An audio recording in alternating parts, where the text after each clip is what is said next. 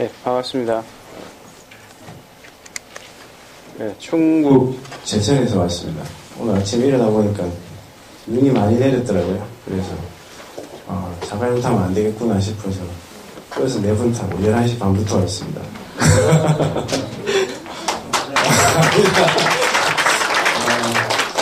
그래서 오늘은 그렇게 열심히 왔기 때문에 여러분하고 좀 밀도 있고 좀 적나라한 얘기를 좀 하고 싶기도 하고, 그래서 제가 늦게 시작해서 빨리 마치는 재주는 있는데요. 오늘은 그래도 좀 시간을 제가 조금 쓰고 여러분하고 같이 얘기를 하는 그런 시간을 가졌으면 좋겠습니다.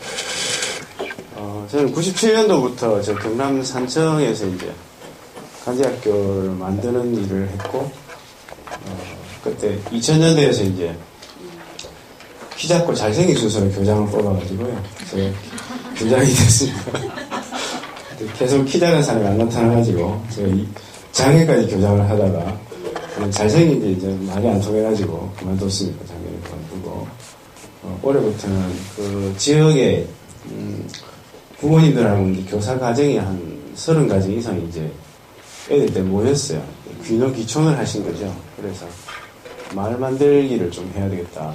특히 또 최근에는 이 졸업생들이 갈 데가 없어가지고 자꾸 들어오려고 그러네요. ASNR하고 자꾸 때를 쓰고 이래가지고 할 수 없어서 이제 일자리를 좀 만들어야 되겠다 싶어서 뭐 협동조합도 만들고 뭐 사회적 기업도 해보고 카페도 만들고 뭐 다문화 여성들 위한 뭐 꿈틀하고 하는 그 공부방 같은 것도 좀 하고, 어쨌든 농촌이라는 지역 속에서 어떻게 공동체를 이루어서 교육과 문화와 경제가 좀 이렇게 조화를 이룰 수 있을까 하는 그런 고민들을 좀 하고 있습니다. 한 졸업생한테는 너는 이 자본주의 사회에서 책을 한 권 써야 된다. 농촌에서 100만 원으로 잘 먹고 잘 살기. 잘 먹고 잘 살 수 있는 방식을 찾아야 된다. 대안사표도 만들고 여러 가지 기업도 하고. 이제는 이 국가나 기업이 아무것도 해주지 않기 때문에, 아무것도 해주기 않을 뿐더러 오히려 우리를 착취하기 때문에 공정한 방식으로 경쟁하자라는 그것은 더 이상 무의미하다는 저는 생각이 들어요. 우리가 이거 만들어야 된다.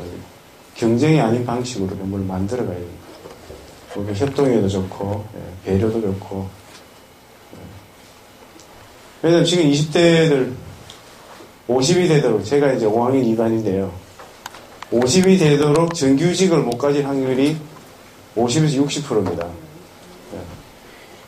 우리의 후배들은 그런 삶을 살아야 됩니다. 정말 재수가 없죠. 네.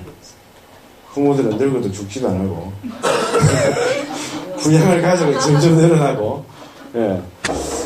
정말 힘들다는 얘기를 합니다. 스펙을 쌓아도 써주지도 안 하고 그런 세상 속에 살아가고 있다. 그래서 우리 교육의 운동도 이제 그 전에 하던 방식과 좀 달라져야 된다는 생각도 좀 하고 있고요. 단적으로 말씀드리면 이제는 대안적인 삶을 위한 교육 운동으로 가야 된다라는 생각이 듭니다. 처음에 저는 이 말을 할 때는 굉장히 쉽게 얘기를 했는데 점점 무겁게 느껴지고, 이게 이 책임을 져야 된다는 생각이 굉장히 많이 들고요.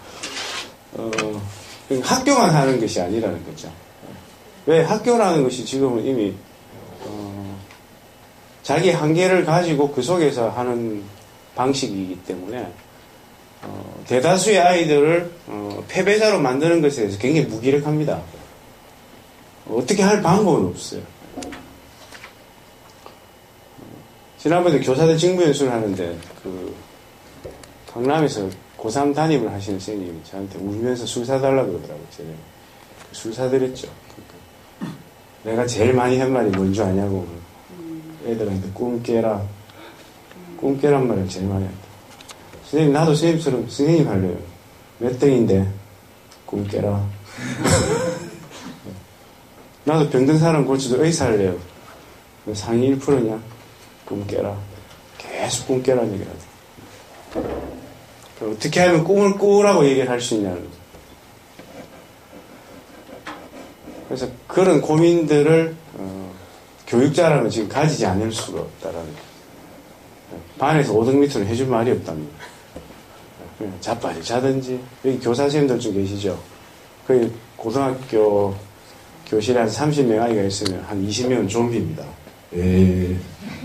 좀비예요, 좀비. 그렇게 살아가도록 만들죠. 그래서 그 아이들에게는 너 꿈이 뭐냐, 제가 뭐 꿈꾸지 않은 이런 작곡을 하기도 했지만, 지금 술 먹을 때인 거거든요. 그래서 술을 먹어야 좀 생각이 나고, 저는 생각이 안 납니다. 꿈을 꾸라는 것도 사실은 꿈 고문이에요. 지금 아이들이. 잘하는 것도 없고, 좋아하는 것도 없는데, 무슨 꿈을 자꾸 꾸고, 뭐, 우리는 되나요? 우리 꿈이 있나요? 나이가 들어도 우리도 모르는 주제에 자꾸 꿈꾸래. 그 꿈이라는 것이 화시대에서 그렇습니다. 뭐 될래? 뭐 될라고 이꼬는 거죠. 너 의사 될래? 뭐 될래? 이러면 자꾸 스트레스가 되는 거죠. 그 얘기 하지 마라. Why라고 뭐래? 너 왜 그렇게 살고 싶은데? 그래야 좀 답이 나올 수 있다라는 거죠. 나 병든 사람 고쳐주고 싶어요 라고 하면 의사만 꿈이 되지는 않죠. 병든 사람을 고쳐주는 게 의사만 가능한가요? 영양사도 되고 세라피스트도 되고 얼마든지 여러 형태로 가능하더라고요. 근데 우리는 지금 화학에 집착되어 있습니다. 그러니까 대다수의 아이들이 패배자가 돼요. 그 성취를 못하니까요. 근데 우리는 그런 방식으로 지금 살아왔고 그 근원에 보면 이제 대한교육에도 세 가지 형태를 제가 이제 말씀을 드리려고 하는데 이 소비 중심의 구조에서 우리가 너무 길들여져 있다는 거죠. 그래서 생태교육이 필요하다라는 거죠. 대한교육의 핵심을 나중에 이렇게 한 10년 이후에 찾으면서 생태란 말을 생각하게 됐습니다. 단순하게 생태란 말은 우리 덜 버리고 뭐 분리수거하고 이런 차원의 얘기를 하는 것이 아니고 자발적 소박함, 뭐 절제, 아니면 많이 쓸 수 있는데도 적게 쓰고 나눌 수 있는 마음, 작은 것이 아름다운 것, 느리게 사는 것, 뭐 여러 가지 표현하겠죠. 근원적으로는 이 무한질주의 성장체제에 대해서 이게 과연 옳으냐, 이렇게 살아가는 것이 맞냐라는 의문을 던지는 삶이라고 저는 생각이 들어요. 아이들 입장에서 보면 그거는 이겁니다. 공부하는 목적이 뭐냐? 저기 우리 고등학생 맞죠? 중학생이요. 중학생, 고등학생 제가 이렇게 같이 얘기를 하다 보면 이제 철학 수업을 하니까 제가 너 진짜 뭐 때문에 공부하는데? 라고 물으면 대부분 돈이에요. 네. 좋은 대학 가서 돈 많이 벌어서 나중에 저기 가서 별장 하나 짓고 여행하고 돌아다니고 싶더라고요. 돈이죠, 돈. 돈이란 게 뭡니까? 결국은 공부하는 목적이 돈이 됐을 때는 왕소비자를 만드는 겁니다. 큰 일꾼, 큰 사발. 집도 큰 거, 차도 큰 거, 왕 소비를 해야 됩니다. 왕창 해가, 지구를 왕창 더럽혀야죠. 아주 박살을 내버려야죠. 그런데 그렇게 해서 돈을 벌 것 같죠? 못 법니다. 통계가 나왔어요. 공부해서 돈 벌 확률이 2%에서 3%입니다. 그러니까 이미 아이들은 중학교, 고등학교, 대학교를 거치는 순간 98%가 걸러지는 거죠. 다 탈락하는 겁니다. 패배자가 되는 겁니다. 공부하는 목적이 돈이라니. 그건 확률의 게임이에요. 통계의 게임이고. 난 안 그럴 거야, 안 그럴 거야 라고 생각하지만 천만의 말씀입니다. 98%에 속할 확률이 더 큽니다. 그러니까 생각을 바꾸지 않으면 생태적인 습관과 생태적인 사고를 갖지 않는 한 그 틀 속에 매여 있으면 노예적인 삶을 강요당할 수밖에 없다는 거예요. 돈을 많이 벌어야 되는데 못 벌면 불행하죠. 많이 벌어야 되는데. 근데 그렇게 길들여져서 그렇게 벌어야 되는데 공부를 해서 못 봅니다. 취직도 못 합니다, 심지어는. 그래서 이런 형태로 살아가는 것이 가능할까? 그렇게 사는 것이 과연 행복한 삶인가에 대한 근원적 성찰이 필요하다는 생각이 들어요. 학교 교육을 통해서 중학교, 고등학교, 대학교 계속 준비를 시키잖아요. 중학교 때는 고등학교 때 대학 가서 하고 싶은 거 다 해라. 대학 가서 하고 싶은 거 다 하신 분 손 들어보십시오. 없어요. 그거 다 뻥입니다. 뻥. 다 뻥치는 거예요. 결코 다가오지 않을 미래를 위해서 끊임없이 준비를 시켜요. 나중에 죽을 준비시킵니다. 네. 노후를 위해서 죽을 준비를 해라. 연금 들고 뭐 난리를 쳐요. 안보부터 해가지고. 한 번도 현재를 살지 못하게 합니다. 지금의 교육에 저는 맹점이 그거라고 생각합니다. 한 번도 현재를 살지 못해요. 노량진 고시촌에 가면 수십만 명의 아이들이, 대학 졸업한 애들이 지금 로또 같은 공무원 시험 준비를 하죠. 네. 다 걔들 꿈이 어릴 때부터 소방 공무원이었나요? 동사무소 석이었나요? 안 그렇습니다. 여기에 길들여져 있으면 이걸 어떤 철학자는 홈페인 공간이라고 그랬죠. 벗어날 수 없다, 이게. 벗어나는 순간 탈주가 된다. 이탈자가 된다. 소외당하는 사람. 그런 느낌을 받게 만들어서 절대로 못 벗어나게 해요. 그래서 생태적인 가치관을 갖는다는 것은 근원적으로 좀 외롭기도 하고 고독하기도 하고 어쩌면 나는 아웃사이드야 이런 생각이 들 수도 있겠지만 결국은 주인되는 삶이라고 저는 생각합니다.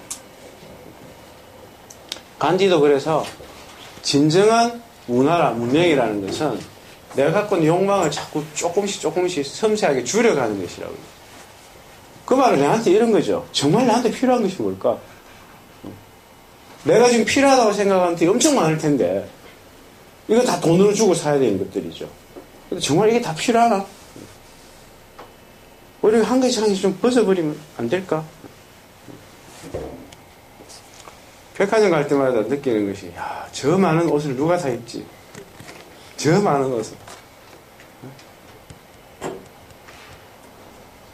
그래도 헐벗고 굶주린 사람은 여전히 있는데 오늘도 하루가 자고 일어나면 하루 1억씩 버는 사람이 우리나라에도 있습니다. 여러분 얼마 버십니까? 근데 사람이 노동을 해서 어떻게 1억을 벌 수가 있습니까? 하루에. 각오를 가지고 있는 거잖아요. 전 부모님들하고 얘기하면서 학부모 교육하면서 부모가 자식에 대해서 저 자식이 지가 하고 싶은 걸 하면서 가난해도 좋아 라는 각오를 가지면 모든 게 해결된다고 얘기합니다. 진짜 그래요. 그 죽을 각오만큼 힘든 겁니다. 그리고 그런 마음의 각오를 가지고 집에 가서 아이를 보면 애가 갑자기 이뻐져요. 막 장점이 보여요. 엄청 좋은 점들이 막 보이기 시작합니다. 왜? 이때까지 그런 눈을 못 봤어요. 본다고 얘기했지만 애를 전인적으로 보지 못한 거죠. 전부를 보지 못한 거죠. 그래서 자기는 뭐 애를 위해서 뭐 공부에 스트레스도 안 주고 뭐 그렇게 친구처럼 키웠다 그러는데 천만의 말씀. 아이는 그렇게 생각하지 않는다. 얘야, 니는 동생하고 잘 놀고, 엄마 심부름도 잘하고, 공부만 잘하면 얼마나 좋겠나. 그런 식으로 언어를 표현해. 애가 생각하는 자괴감이죠. 우리 엄마는 아무 필요 없어. 공부 못하면 난 아무것도 쓰레기야. 이런 생각. 두 번째가 자유의 교육입니다. 뭐 자유가 방종이 될 수도 있고, 뭐 하고 싶은 걸 다 할 수 있는 세상이 어딨나. 이런 깨달음은 아주 초기에 다 터득하는 방법이지만 근원적으로 인간은 저는 자유교육을 해야 된다고 생각합니다. 왜냐? 주인 되는 교육이거든요. 지금 우리 노예처럼 살아가고 주인 되는 교육을 받아보지 못했습니다. 자기가 자기 발로 땅에 딛고 서서 살아가는 교육을 받지 못했습니다. 시험 치고 답 쓰고 그게 아주 익숙해져 있죠. 어떤 답을 낼까? 요새 뭐 대자보 안녕하세요인가 그거 이렇게 쫙 나오지 않습니까? 오랜만에 대학생들이 좀 조금 정신을 차리는 것 같은데 글쎄요. 네. 대학생들이 신용카드를 서너 장 갖고 있어요. 그래서 25시 가서 1,000원 할인 받고 극장에 가서 1,000원 할인 받고 이런 거 엄청 잘합니다. 통계적으로. 그게 있는데 자기 인생이 쫑나는 건 몰라요. 내가 왜 워킹한데 푸어한지. 내가 이렇게 열심히 살아가는데 이렇게 노예적인 삶을 이 금융자본주의 사회에서는 살아갈 수밖에 없는지 전 세계적인 흐름들, 구조들, 역사들 아무것도 모른다는 거예요. 그래서 그 속에서 왜 98%의 대다수가 2%의 그 주류들에게 저항하지 못합니까? 그걸 바꿔내지 못합니까? 왜 그럴까요? 대다수가 주류의 사고를 가진 비주류이기 때문에 그렇습니다. 그 틀에 그대로 인정하는 거죠. 저는 지금의 젊은이들이 점점 어른이 되는 시기가 늦어지는 까닭이 젊은이가 가지는 저항성, 개개 보는 것, 비물질적 노동을 해보는 것, 고난과 결핍을 한번 감내해보는 것, 이런 것들을 다 잃어버렸기 때문이라고 저는 생각합니다. 물론 그건 구조적으로 그렇게 만들어놨죠. 순응하게 됐죠.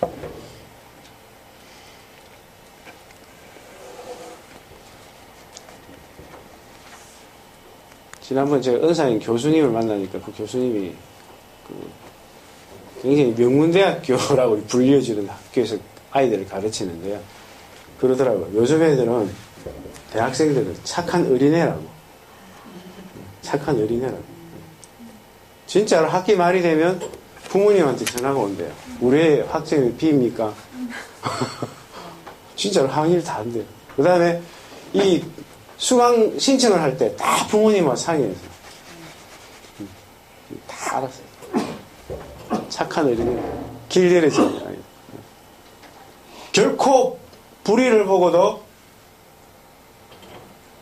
일어서지 않는 아이들. 꾹 참는 아이들. 그렇게 우리가 그렇게 만들어놨다는 거죠. 사실은 저항하지 않으면 바뀌지 않습니다. 그 저항은 사실은 분노가 아니고 내 내면으로부터 변하죠. 그런데 그런 힘을 우리가 다 조금씩 꺾기 시작했다는 거죠. 초등학교, 중학교, 고등학교 가면 갈수록 순둥이가 됩니다. 내 안에 있는 역동성, 생명성을 다 잃게 만듭니다. 거기다가 상품화되죠. 자기가 상품화되는 것을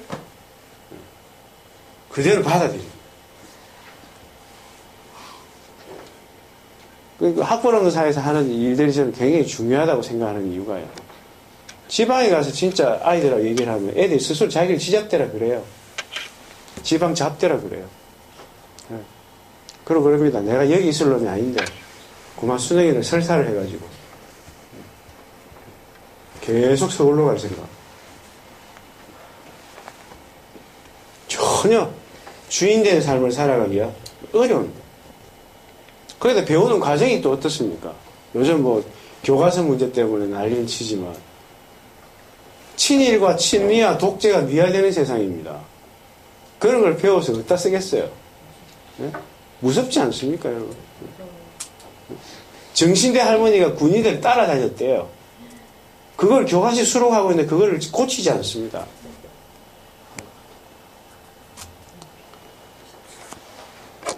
요즘 뭐 여기 또 둘 중에 하나겠죠. 일베나 종국 좌빨 둘 중에 하나죠. 맞죠? 다 둘로 나누잖아요. 좌냐 우냐. 인간을 그렇게 나누죠. 저도 한번 미랑 딱 갔다 오니까 종국 좌빨이 돼 있더라고요. 여러분 이제 종국 좌빨을 보고 계십니다. 지금.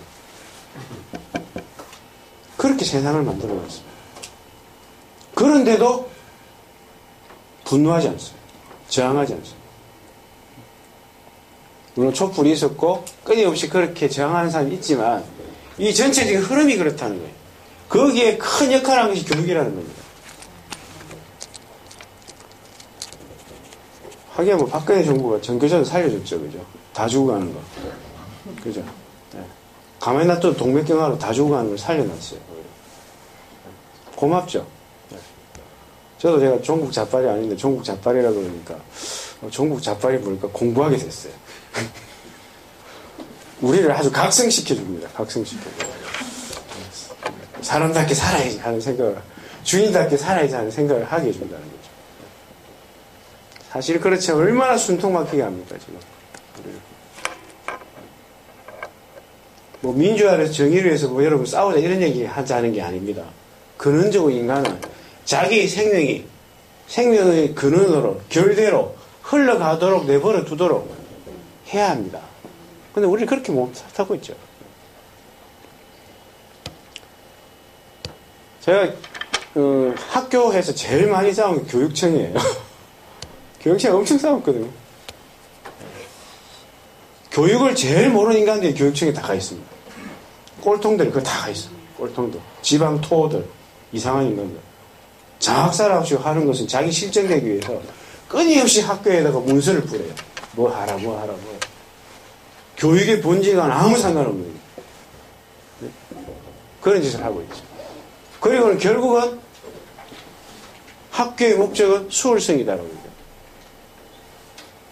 이제 졸업시즌 됐으니까 여기 광주에도 그런 거 붙나요? 고등학교에 축 졸업 서울대학교 입학 이런 거 붙나요? 아직도? 못하게 합니까? 붙어요 아직도? 우리 학벌부 사회가 못하게 하죠, 그죠? 예. 소수죠, 그죠? 수십 년이 지나도 그런 미친 짓을 하고 있지 않습니까? 학교가 몇 명의 서울대생을 보내는 그게 학교입니까? 나머지는 어쩌라고요? 이거 나중에 수백 년 지나면요 기네스북에 오를 겁니다. 옛날에 우리 조상들은 미친 짓을 했는데 오늘 대학교 간 동안 너무 학교였대. 그렇게 규정을 지었다고 얘기해요. 어떻게 교육의 본질이 그럴 수가 있습니까? 엄밀하게 얘기하면 걔들은요 저거 부모가 알아서 어느 학교로 가도 다 입학시켜 줍니다. 왜? 자본이 교육하는 시대니까 지금. 아이들이 공부를 하면 할수록 주인 되는 삶을 살아가지 못하도록 스스로를 노예화시킵니다. 과외 뭐 때문에 하는데 대학 가려고. 대학 뭐 때문에 가는데 과외 하려고요. 인생에 목적이 없어요. 목적이 없어요. 저는 농담을 하는 얘기 아닙니다. 대학교 4학년하고 얘기하면 울어요, 애들이. 대학교 4학년이 돼가지고, 이제 뭘 하죠, 선생님? 그러고 있다니까요, 지금. 뭐, 가장 뜨거운 일을 해라, 뭐, 너의 본질을 찾아라, 이렇게 얘기하기 전에요. 그냥 왔어요, 그냥. 중학교, 고등학교, 대학교. 이렇게 살 거냐는 거죠. 이렇게 살도록 내버려 둘 거냐, 교사들도. 진구육이 아니냐는 거예요. 그래서 자유교육을 해야 된다. 우리가 대상화되는 것을 막아야 된다. 우리나라가 분단국가 아닙니까? 그 반도지만 자전거 타고 유럽여행 할 수 없잖아요. 저희들은. 그렇죠? 섬이에요, 섬. 유일한 이 세계의 분단국가입니다. 그 말은 굉장히 아픔이기도 하지만 우리 청년들에게는 얼마나 비전이 생길 수 있습니까? 사명감이 생길 수 있습니까? 통일을 해야 되고 뭐 탈핵을 해야 되고 저는 이런 것들이 나중에 직업이 되고 사업이 되고 네?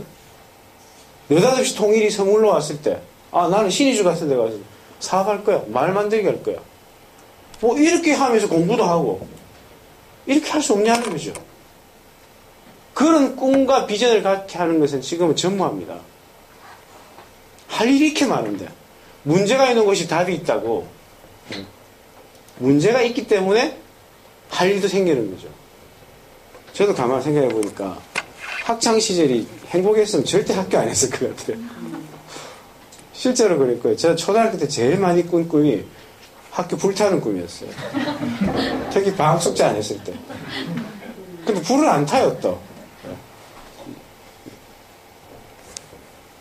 그러다가 제가 88년도에 한 여중생이 유서를 쓰고 죽었죠. 기억나시죠? 행복은 성적순이 아니죠. 거기 신문 기둥이 요만큼 났었습니다. 제가 처음으로 그때 교사가 될 생각을 했어요. 내가 만약 교사가 되면 애들 날개는 꺾지 말아야지. 아니 학교가 도대체 뭐냐는 거죠. 날개 다 꺾어놓고 애들 다 기죽여놓고 그거 학교 하자는 거예요 그게? 근데 어영부영 제가 그 꿈을 포기하지 않고 있었더라고요. 그러다 보니까 나중에 보니까 뭐 학교도 만들고 뭐 교사도 돼 있더라고요. 처음부터 교육자 될 생각 없었어요. 운동하고 싶었어요. 빈민운동 하다가 뭐 야학 하다가 뭐 그러다 그렇게 한 거예요. 그렇지만 문제가 있으면 그 문제 속에서 사실은 그거를 개인으로 끝내지 않고 사회화시키고 객관화시키면 내 직업이 되고 내 진로가 될 수도 있더라고요. 지금 내가 굉장히 아파하고 힘들어하고 이게 무슨 문제야라고 고민하는 것이 있다면 그걸 만약 사회화시킬 수 있다면 저는 대안이 나온다고 생각합니다. 지금도. 여튼 먹고 사는 것이 너무 걱정이야. 그걸 조금 일반화 시켜보십시오. 내 친구도 그 걱정을 하고 있어요. 우리 같이 사업을 할 수 없을까? 협동조합을 하든지 뭐 같이 먹고 살 생각을 하면 얼마든지 거기서 창의성이 나옵니다. 주인 되는 교육, 자유의 교육을 얘기하면서 저는 꼭 기획력을 얘기합니다. 요즘 뭐 창의성이라는 말을 많이 쓰지 않습니까? 그거는 돈을 많이 벌기 위한 독단적인 창의성이죠. 그거는 사실 사기예요. 그 창의성 얘기하는. 그게 아니고 집단적인 기획력을 뜻하는 거죠. 집단적 기획력을 가지면 때로 이길 수가 없습니다. 다른 사람들. 그 기획력을 가져요. 그런데 우리는 학교 생활을 통해서 끊임없이 경쟁이 길들여져 왔기 때문에 그 좋은 집단적 창의성, 집단적 기획력을 가질 수 있음에도 불구하고 다 포기하고 있습니다. 다 외로운 섬들이죠. 외로운 원자로 파편화되어 있습니다. 뭉칠 줄 모르죠. 협동수업 해본 적 없잖아요. 대학생이 돼도 지춘과에 레포트 한 번 안 보여줍니다. 아, 내가 어제 잤어. 그냥 그러고 그런 것이 없죠. 그죠? 경쟁이 길들여져 있습니다. 찌들려 있어요. 협동수업, 프로젝트 수업, 이런 것들을 해본 친구들은 얼마나 이렇게 같이 모이면은 찌질한 인간, 잉여들이 모여도 엄청난 아이디어가 나온다는 걸 깨닫게 됩니다. 그렇게 해본 적이 없어요. 공부도 그렇게 해야 된다는 거죠. 뭐 핀란드, 뭐 노르웨이 이런 데 한때 엄청 많이 갔지 않습니까? 뭐 선진 수업 이래가지고. 그 수업의 핵심이 협동 수업 아닙니까? 제 친구도 가가지고 핀란드 갔는데 오후 4시인가 가니까 문 다 닫았대요. 애들 다 집에 가고. 고등학생들이 오후 4시에 다 집에 가냐. 우리나라에 있을 수가 없는 일이잖아요. 야자까지 다 하는데. 그 다음에 오전에 가니까 수업을 하는데 이렇게 6명이 앉을 수 있는 자리에 6명이 앉아있더라고요. 요도 A, B 이렇게 다 앉아 협동 수업을 하고 있는데 놀라운 것은 이 6명 중에서 공부 잘하는 애도 있고 못하는 애도 있지 않습니까? 근데 점수를 똑같이 받아요. 그런데 아무도 불만을 표현하지 않습니다. 네, 좋죠, 그죠? 근데 그 중에 또 꼴통들이 있잖아요. 꼴통들이 또 나가요. 공부 안 하고 나가면 나머지 5명이 하던 걸 멈추고 데려. 그리고 같이 또 수업을. 우리나라에서 그렇게 하면 누가 난리 나겠습니까? 부모님들이 난리 날 겁니다. 수준 떨어진다고. 난리 날 겁니다. 얼마나 이런데 길들여집니다. 그러나 협동하고 같이 머리를 맞대고 하는 것이 진짜 공부라는 거죠. 지금 안 된다 할지라도 우리 학생들도 있지만 졸업하고 나중에 대학을 가고 어디 하더라도 협동에 대한 생각들, 배움은 협동을 통해 이루어진다는 것을 기억해야 합니다. 공부에서 남줘야 될 거 아니에요. 이 사회에 좀 보탬이 돼야 될 거 아니에요. 그거 어디다 쓰겠어요, 그거를. 같이 쓰자는 거죠. 세 번째가 이제 우리가 말하는 뭐 전인교육 이런 얘기를 많이 하는데요. 저는 전인교육이라는 말을 좀 오해할 수도 있지만 다양성 교육이라고 생각을 해요. 참 다 다르다라는 거죠. 지금은 시험에 나오는 것은 공부고 시험에 나오는 것이 아닌 것은 공부가 아니에요. 제 후배가 고3 담임 후보 교사인데요. 애들한테 아침마다 시를 한 편 이렇게 써줍니다. 근데 요즘 안 써요. 너무 충격을 받았어요. 반에서 공부 제일 잘하는 애가 선생님 그 시험에 나옵니까? 안 나온다 그래요. 공부합시다 그래요. 네. 그래서 충격 먹고 그 다음부터 시를 안 쓴대요. 공부라는 게 무엇이냐는 거예요. 지식을 재정립해야 된다. 지금부터. 그렇게 열심히 공부한 것들 대학을 가서 사회에 나와서 써먹냐는 거죠. 써먹냐는 거예요. 그렇게 획일적으로 공부한 것들이. 아직도 혹시 3차 방정식 푸시는 분들, 학생들 빼고 3차 방정식 푸시는 분, 코사인 탄젠트 하시는 분, 아우 대단하시면서 학생입니다. 저는 그 81년도에 대학 시험 치고 들어가는 순간 수능 치고 나오는 날 교문에서 고개 2번 딱 돌리고 나서는 한 번도 수학을 풀어본 적이 없습니다. 수학을 너무 싫어해가지고 수학을 딸딸 외워서 시험을 쳤거든요. 순전히 대학을 가고 있어요. 공부를 하는. 정말 나한테 필요한 지식이 무엇인가를 생각해서 그것이 사람마다 다를 수밖에 없다는 거죠. 다를 수밖에 없다. 다중지능 이론에 의해서도 봐도 인간은 지금 대학 입시에 맞는 그런 거기서 이렇게 잘 공부를 할 애들은 8분의 1밖에 되지 않습니다. 나머지 딴 공부를 해야 돼요. 딴 공부를. 뭐 예를 들면 우리 학생 중에도 어떤 애는 지금 사회복지학과 갔는데요. 3년 내내 저한테 선생님 저는 잘하는 게 없고 아무것도 못한다고. 아무것도. 기다려봐라. 네 잘하는 게 분명히 있을 거다. 자, 관찰을 해봤어요. 그러니까 얘가 특징이 남의 얘기를 잘 들어주는 거예요. 남의 얘기. 얼마나 잘 듣냐면 한마디도 하지 않습니다. 남의 하는 얘기 이 능력 탁월한 능력입니다. 그렇게 불렀어요. 야, 니 보니까 후배고 선배고 전부 니한테 와가지고 기숙사에서 얘기 듣고 앉았는데 지 얘기만 하고 있더라. 다른 애들이. 그러고는 상담 너무 잘 받았다 그러고 가더라. 너 카운셀러 해라. 카운셀러 해라. 사회복지관. 다른 재능이 있다는 거죠. 다른 재능.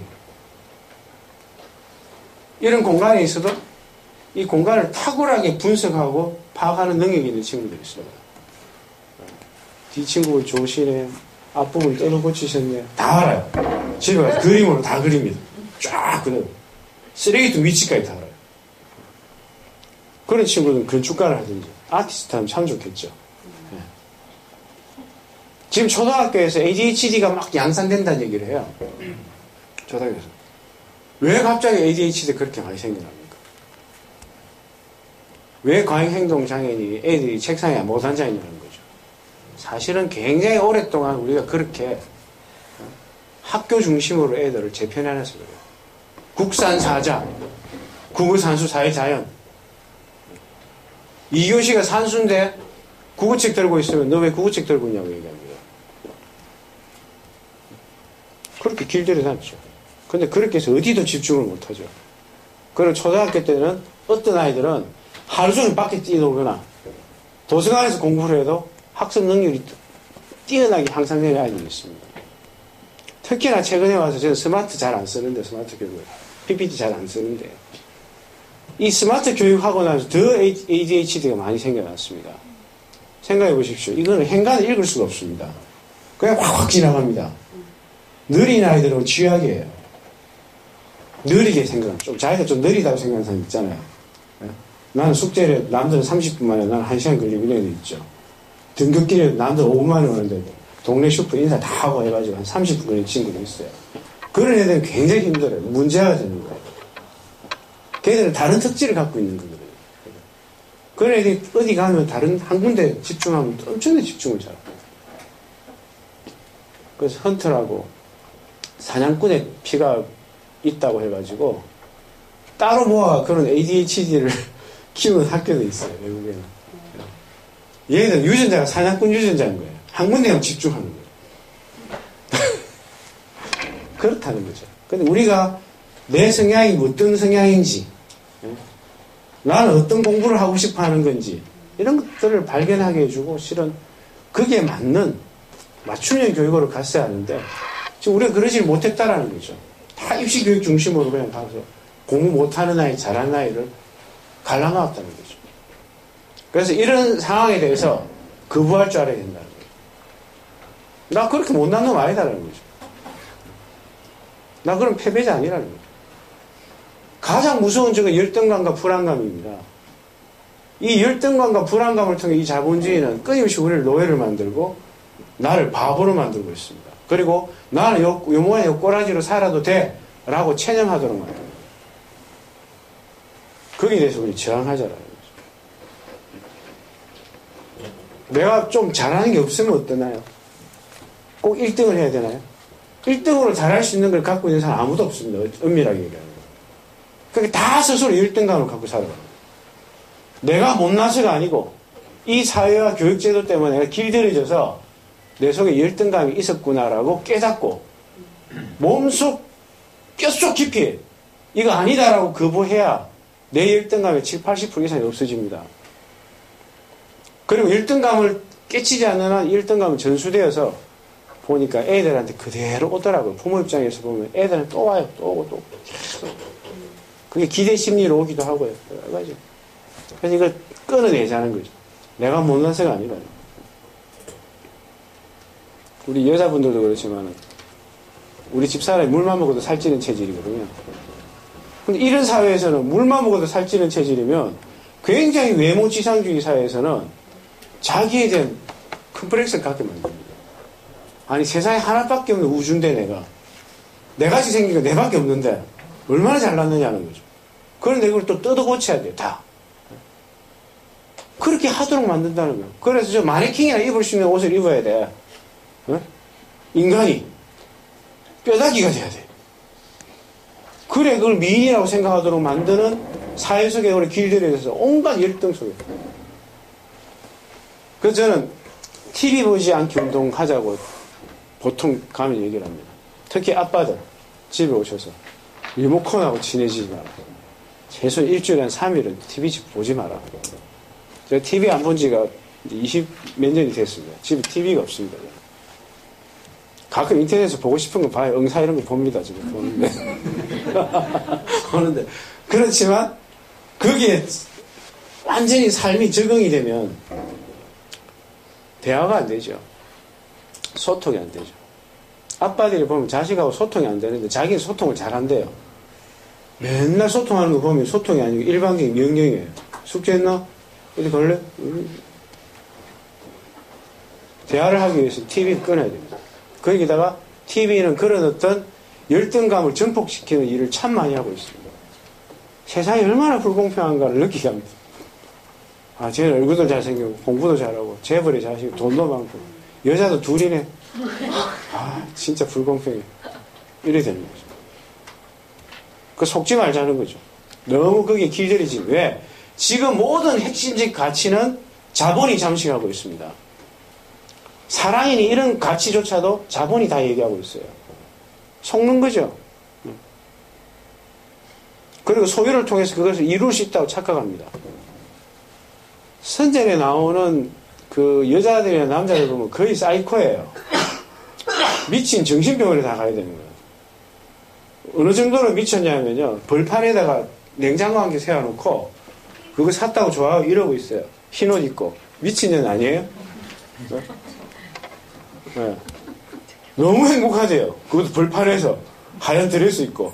무서워요. 지금. 그런데 그게 너무 좋게 느끼지는 우리는. 좋게 느끼죠. 너무 익숙해져 있어요. 그러면. 그래서 우리가 소통, 다양성 교육, 이런 배려의 교육들을 해야 사실은 학교가 살아날 수 있는데 교사들 입장에서 보면 너무 어렵습니다. 성격 처리해야 되죠. 잡무에 시달리죠. 반 애들은 너무 많죠. 그렇다 할지라도 저는 대안학교를 많이 만드는 게 중요한 것이 아니고 요것만 말씀드리고 마치겠습니다. 대안학급을 만드는 거죠. 대안학급을 만드는 것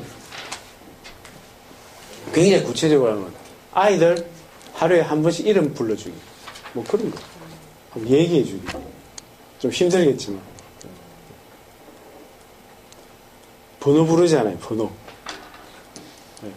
번호와 도표가 된 세상 속에서 애들을 한번 인격적으로 이름 불러주자는 거죠. 이름 불러주고 무슨 고민이 있는지 얘기도 해보고 답을 줄 수는 없습니다. 우리가. 그렇게 해서라도 대안적인 학급을 만들어야 나중에 학벌 없는 사회를 만든다 했을 때 학벌 없는 사회 만들어서 또 경쟁하자. 이렇게 되면 지금은 파이가 없습니다. 그렇게 나눠 먹을 파이가 없다니까요. 거꾸로 이제 좀 생각을 해보자요. 우리가 학교도 만들고 배움도 조직화하고 정부나 기업이 해주지 않기 때문에 우리가 마을을 만들어서 here and now 여기서 그냥 살자. 우리가 재밌게 살자. 서울 보내지 말고 내가 지금 살고 있는 이곳에서 주인이 되어서 어떻게 잘 살아갈 수 있을까 좀 고민하자.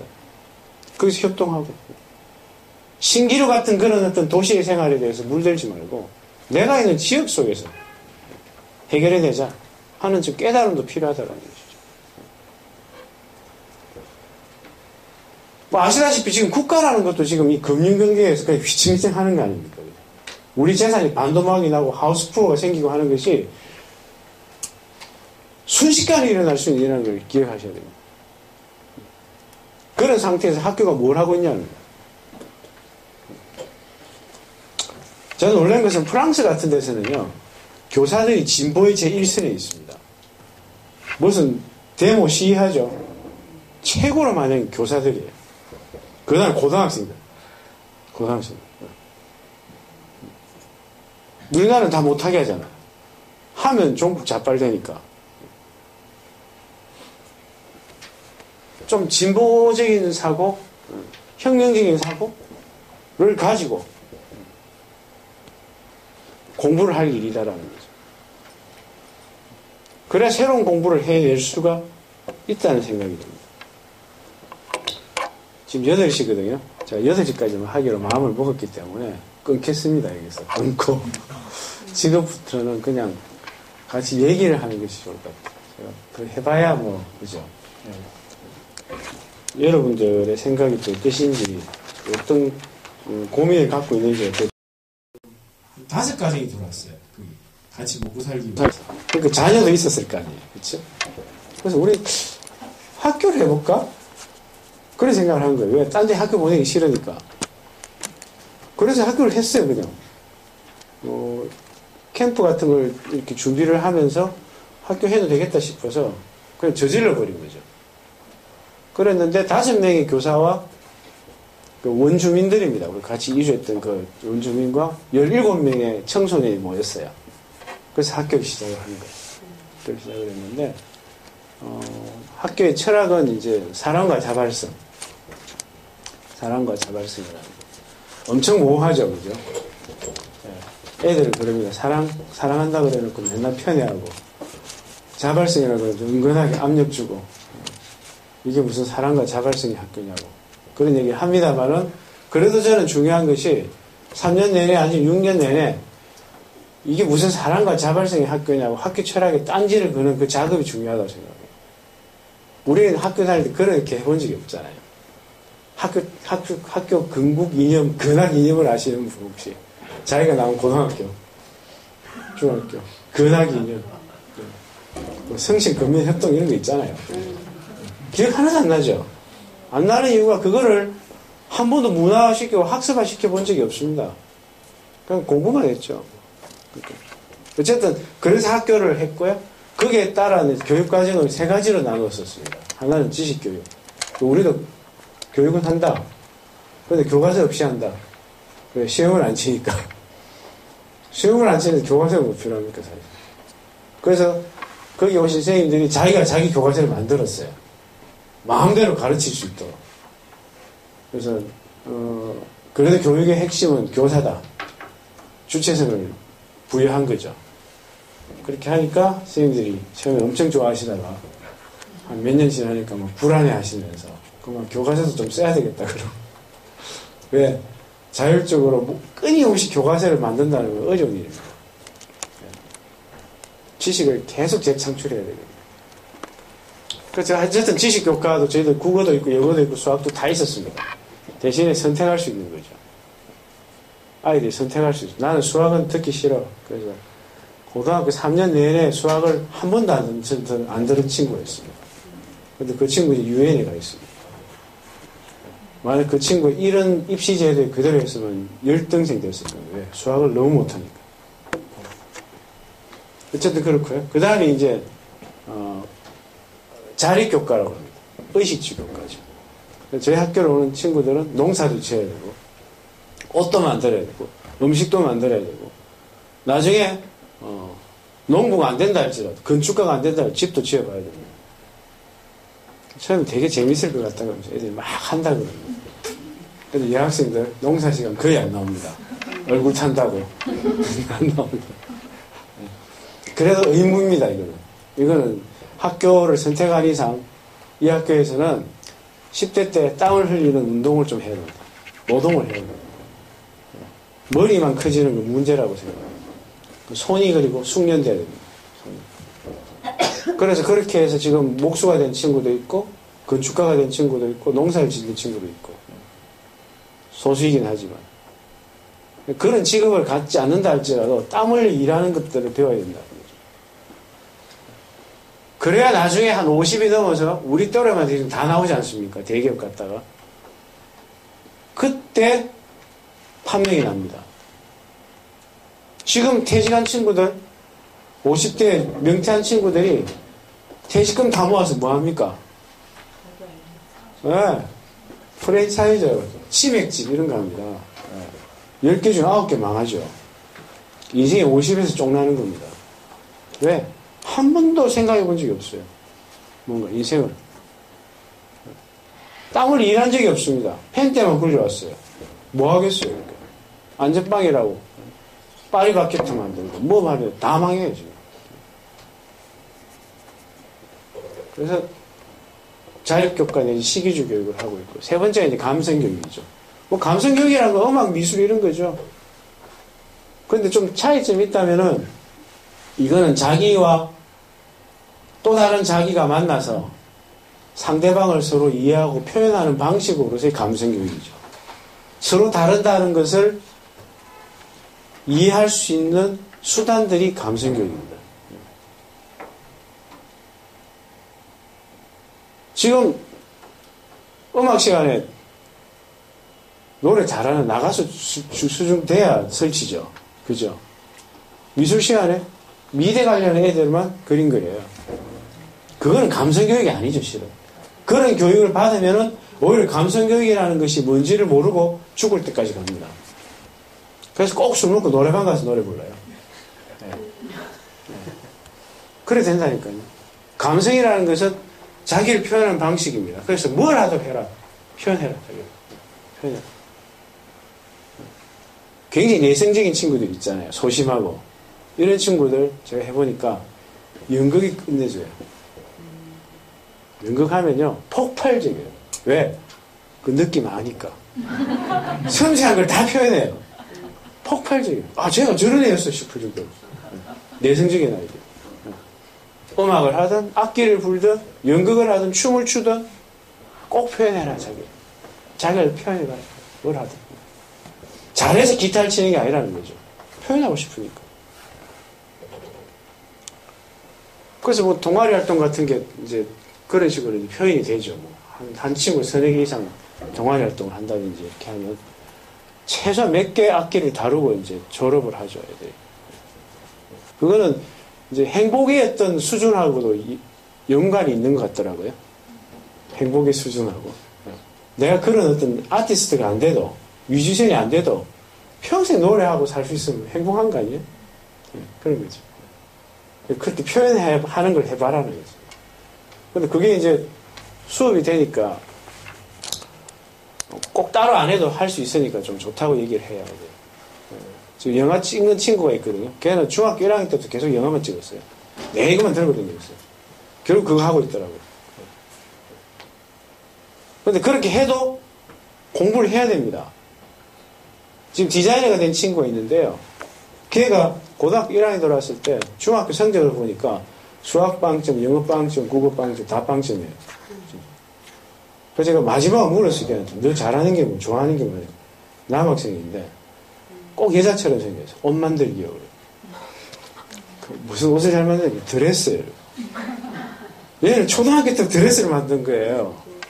그러니까 얘는 꼭 뽑아줘야 되겠다 싶어 우기갖고 제가 뽑았어요.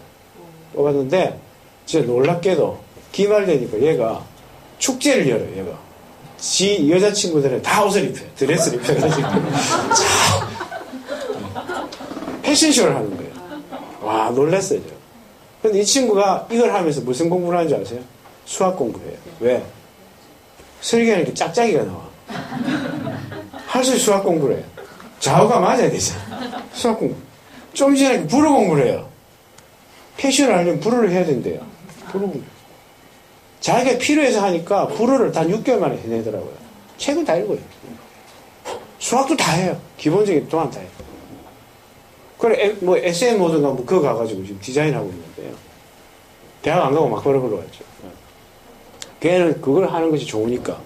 그게 연관된 건 일어도 풀어도 수학도 다 하게 돼요. 나중에 영어 공부도 해요. 그래서 공부를 이렇게 좀 재밌게 해요. 연관지어서 하면 참 좋겠구나. 그런 생각이 좀 들었습니다. 특히 언어는 그래요.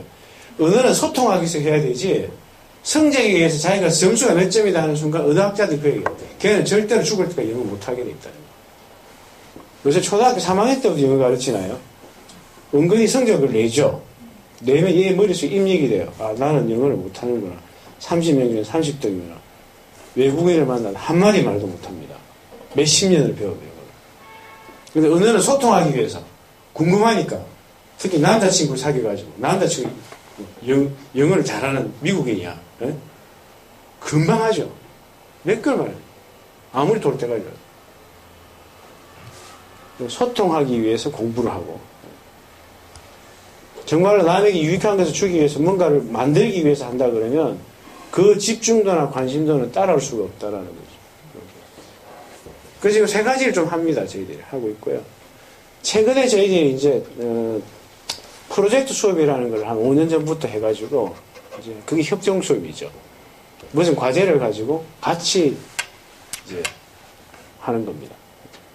예를 들면 이제 뭐 정신대 할머니에 대해서 공부하고 싶다. 그러면 정신대 할머니를 관심이 있는 친구들이 너댓 명이 모여가지고 한 학기 내내 그것만 수업해요. 사회 수업에서. 근데 그래도 수업이 되더라니까요. 중학교 1학년 처음 들어올 때 사회과 수업이 뭐냐면, 우리 마을이 덕산 지역입니다. 덕산 지역 알기예요. 그럼 덕산 지역을 어떻게 할까? 모든 걸 어떻게 좀 자기들이 알아서 합니다. 어떤 아이들은 문패 달아주기를 하기도 하고요. 덕산 지역을 알아야 돼요. 마을 지도를 그리는 친구도 있고. 가니까 할머니들이 재밌는 얘기를 해주니까 그냥 듣고 있을 수는 없어서 떡을 만들어가는 친구도 있고. 그게 한 학기 수업입니다. 그리고 이제 집에 가죠. 방학 때가 되면. 그럼 꼭 부모님들 물어요. 네 학교에서 뭐 배웠노? 그 애들 대답이, 우리 아무것도 안 배웠는데, 놀았는데. 나중에 알아요. 그게 수업이었는지. 왜? 덕산지역 알아보면 이거 시험에 안 나오잖아요. 이거 시험에 나올 리가 없잖아요. 이거는 공부가 아니라고 생각해요. 이 생각을 바꿔야 되는 거죠. 끊임없이 자신을 바꾸는 죠. 그리고 6학년이 되면 인턴십을 합니다. 저희들이. 6학년이라면 고등학교 3학년을 뜻합니다. 우리가 중학교부터 6년 과정을 보니까 1, 2, 3, 4, 5, 6학년 이렇게 되는 거예요. 6학년이 되면 6학년 1학기에는 인턴십을 나갑니다. 네가 뭐 배우고 싶은 거, 하고 싶은 거 있으면 한 학기 내에 나가서 살아라는 거죠. 그래서 뭐 인도 같은 데 가서 봉사활동하는 온 친구도 있고, 뭐 아름다운 가게 같은 데 가서 간 친구, 협동조합에 가서 간 이런 친구, 출판사 간 친구. 근데 한 학기를 몽땅 있어 보면 애들이 배우는 게 많다고 그래요. 그래서 거기서 이제 나는 그 다음에 어떻게 살까, 뭐 이런 고민을 하고, 이제 2학기가 되면, 6학기 2학기가 되면 그걸로 포트폴리오를 만들어서 그렇게 졸업을 합니다, 저희가. 그렇게 6년 과정을 하는 거죠. 청소년기의 교육을 제대로 해보면서 가장 많이 느낀 것은 꼭 해방기가 필요하다. 청소년은 불완전하기 때문에 완전하다는 거예요. 청소년 어른이 되면 안 돼요. 어른 흉내 내서도 안 되고. 청소년이기 때문에 불완전하고 좌충우돌하고 싸우기도 하고, 연애도 해야 되고, 유리창도 깨봐야 되고, 여행도 가야 되고, 다 해야 되는 거죠. 다 해봐야 되는 거죠. 그걸 못하면 나중에 뒷북쳐요. 근데 그렇게 못하게 공부만 하도록 막아놨잖아요. 그래서 이게 얼마나 나중에 폐해가 올까. 다 하게 좀 해야 되는데. 여행도 가야 되고. 우리나라 청소년들이 외국 캠프 가면 외국의 캠프를 안 받으려고 그러죠. 지금 제일 저질이 되어 있습니다. 우리나라 청소년들. 가면 캠프 갔다 오면 막 칼로 그냥 나무에 막 다 낙서해 놓고, 화장실 다 쑤셔 박아 놓고, 온 곳에 담배꽁초 절대로 안 받는다. 한국 학생들. 어글리 코리안들 안 받는다고요. 그 우리 애들이 못나서가 아니고요. 그렇게 안 해본 거예요. 그럼 가면 거기서 뭐 해방기를 누리는 거죠. 해방기를 누려야 된다, 애들이. 이유는 반항도 좀 하게 해줘야 된다.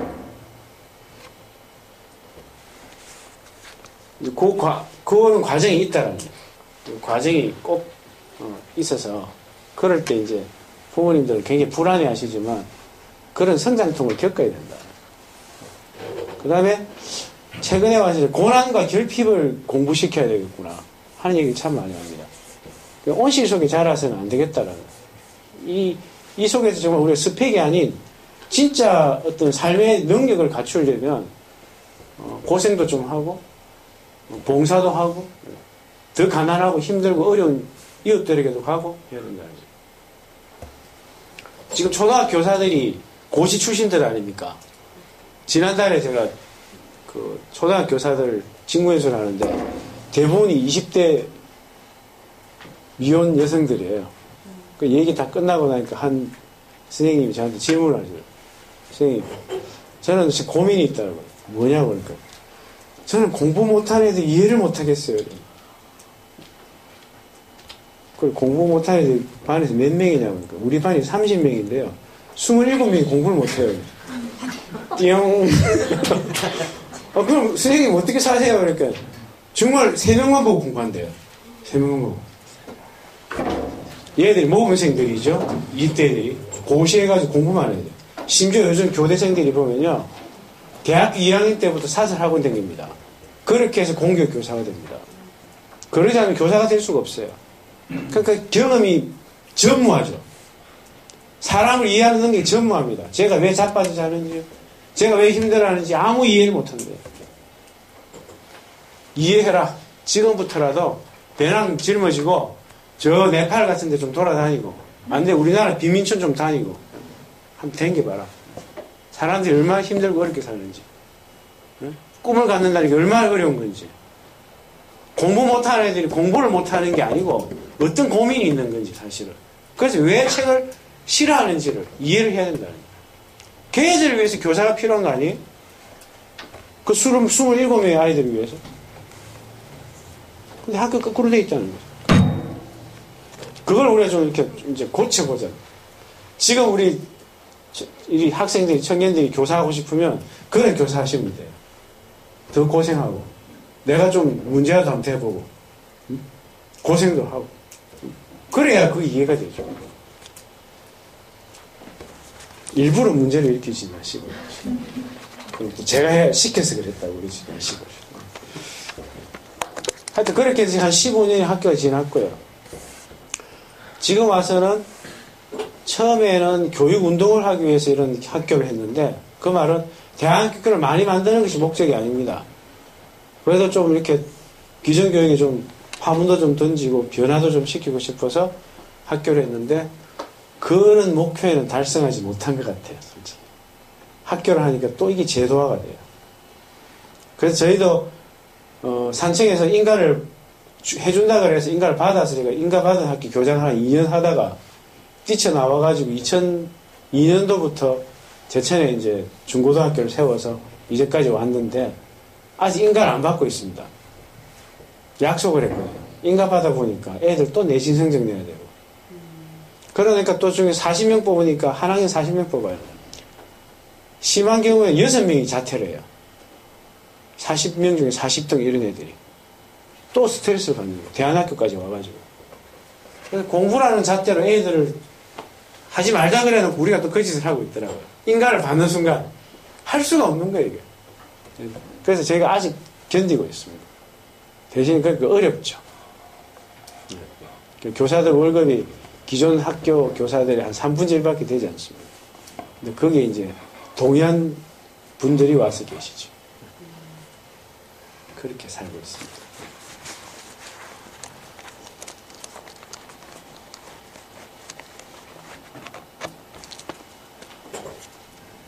자유롭게 선택과 질문이나 의견 내시면 되거든요.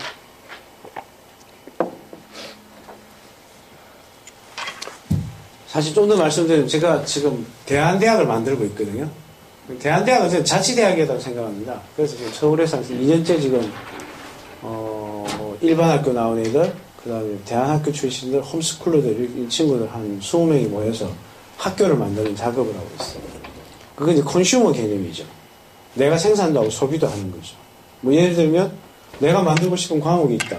뭐 탈핵에 관한 공부를 하고 싶다. 그럼 이 공부를 하기 위해서 뭐 강사도 불러오지만 우리가 작업을 하는 거예요.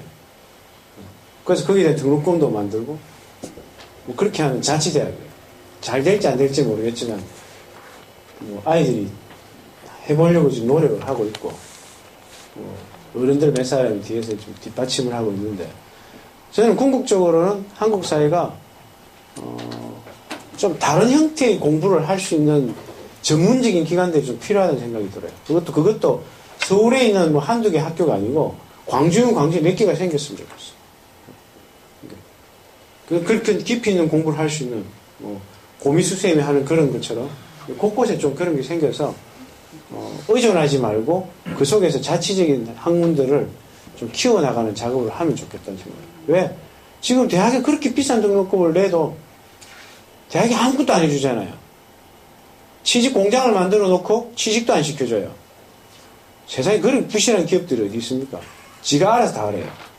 돈을 그렇게 많이 받아 쳐놓으면서. 그러니까 대학 신화는 다 무너졌다.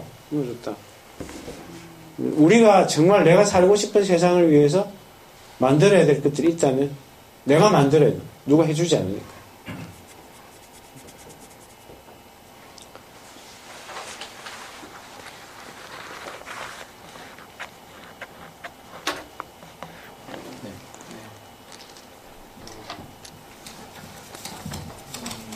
여러 가지 말씀. 예, 안녕하십니까.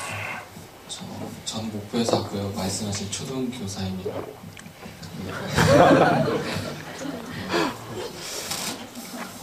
대안적인, 제가 세 가지 질문 드리면 사실 다 똑같은 질문 같아요. 하나가 대안적인 삶을 산다는 거, 그냥 생태적인 삶 이런 것이 뭔지 참 사실 좀 막연한 느낌이고요. 정말 궁금한 것이 저는 이제 교직 7년 차인데 기회가 된다면 대안학교에 근무하고 싶은 거예요. 정말 말씀하신 대로 이것은 교육이 아니다 이런 것들이 좀 느껴지니까 아직은 제가 고학년들을 가르치다 보면 그런 게 좀 있습니다. 근데 막상 대안학교로 가게 된다 하더라도 용기가 없는 거예요. 말씀하신 어떤 비인가 대안학교 같은 경우에는 월급도 적고 하니까 너무 실질적인 문제라 죄송합니다. 솔직하죠. 네. 근데 아까 대안학급을 만들어야 된다 하셨잖아요. 공교육이란 체제 안에서 아까 인가를 받으면 내신을 내야 되고 뭐 이런 얘기 하셨는데 그러니까 이런 공교육이란 체제 안에서 대안학급을 만들려면 참 너무 유치한 질문 같긴 한데 어떻게 내가 무엇이 내 아이에 필요할까 이제 좀 답을 스스로 찾아가는 것도 있지만 좀 들어보고 싶습니다. 선생님 굉장히 고민을 많이 하시기 때문에 답은 알고 계시는 것 같고요. 지난번에 그런 대안적인 학급을 만들기 위한 초등교사 모임에서 몇 가지 이제 스스로 교사들이 제안을 한 적이 있어요. 그 중에 하나가 이제 뭐 학급 문고 만들기 이런 거. 사실 다 하긴 하잖아요. 하는데 문제는 뭐냐면 책을 안 읽게 만드는 학급 풍토가 굉장히 강해요. 지금 학교에서. 학교에 책 읽으면요. 책 덮어라 공부하자 이래요. 중학교 고등학교랑 더 심하죠. 그게. 근데 진짜 좋은 책들을 좀 이렇게 학급 문고로 만들어서 최소한 아이들이 고학년을 지날 때까지 몇 권까지 좀 읽고 간다든지 이걸 꾸준하게 하는 거죠. 꾸준하게. 그 일을 실제로 하셨던 우리 분이 얘기를 하시는데 정말 굉장히 지식적인 부분도 그렇고 정서적인 부분도 그렇고 해결이 정말 너무 한 방에 다 되더라는 거예요. 특히 요즘은 부모님들이 책을 사주면요 뭐 이상한 책을 사줘요. 그죠? 그 학습에 도움이 되는 만화 이런 거 그런 거 말고 진짜 인문학 동화 책 그런 것들을 좀 읽을 수 있는. 특히나 아이들이 지금 스마트폰에 너무 길들여져 가지고 이제는 이게 굉장히 학교 교육에 화두가 되었습니다. 내가 기계를 쓰는 것이 아니고 기계가 내를 써요. 하루에 카카오톡 한 200통, 300통 해야 자아 완성이 실현된다는 거죠. 그 새벽 2시까지 그거 하고 앉았어요, 지금 애들이. 그 부모들도 약속을 해서 집에다 거치대 두고 나도 안 할 테니까 앵 하지 마라 그러면 불공평해요, 진짜. 나도 안 할 테니까 니도 하지 마라. 하루에 딱 1시간만 하자든지. 뭐 그런 어떤 기계 문명에 대한 좀 각성이라든지. 교육학자들이 얘기를 하는데 가장 기억에 남는 것이 첫 번째가 그냥 얘기하는 거예요. 이렇게. 기억이 안 남는 것 같아도 기억이 제일 남는 게 얘기하는 거. 옛날 할아버지, 그러니까 할머니가 잠자기 전에 얘기해주면 기억이 나잖아요. 그런 거죠. 얘기하는 거. 그 다음에 독서고요. 그 다음에 라디오 듣는 거고. 마지막이 PPT예요. PPT는 그 순간에 막 들어오는 것 같죠. 다 까먹습니다. 기억이 남지 않습니다. 그러니까 저는 대안적인 학급이라는 것이 결국은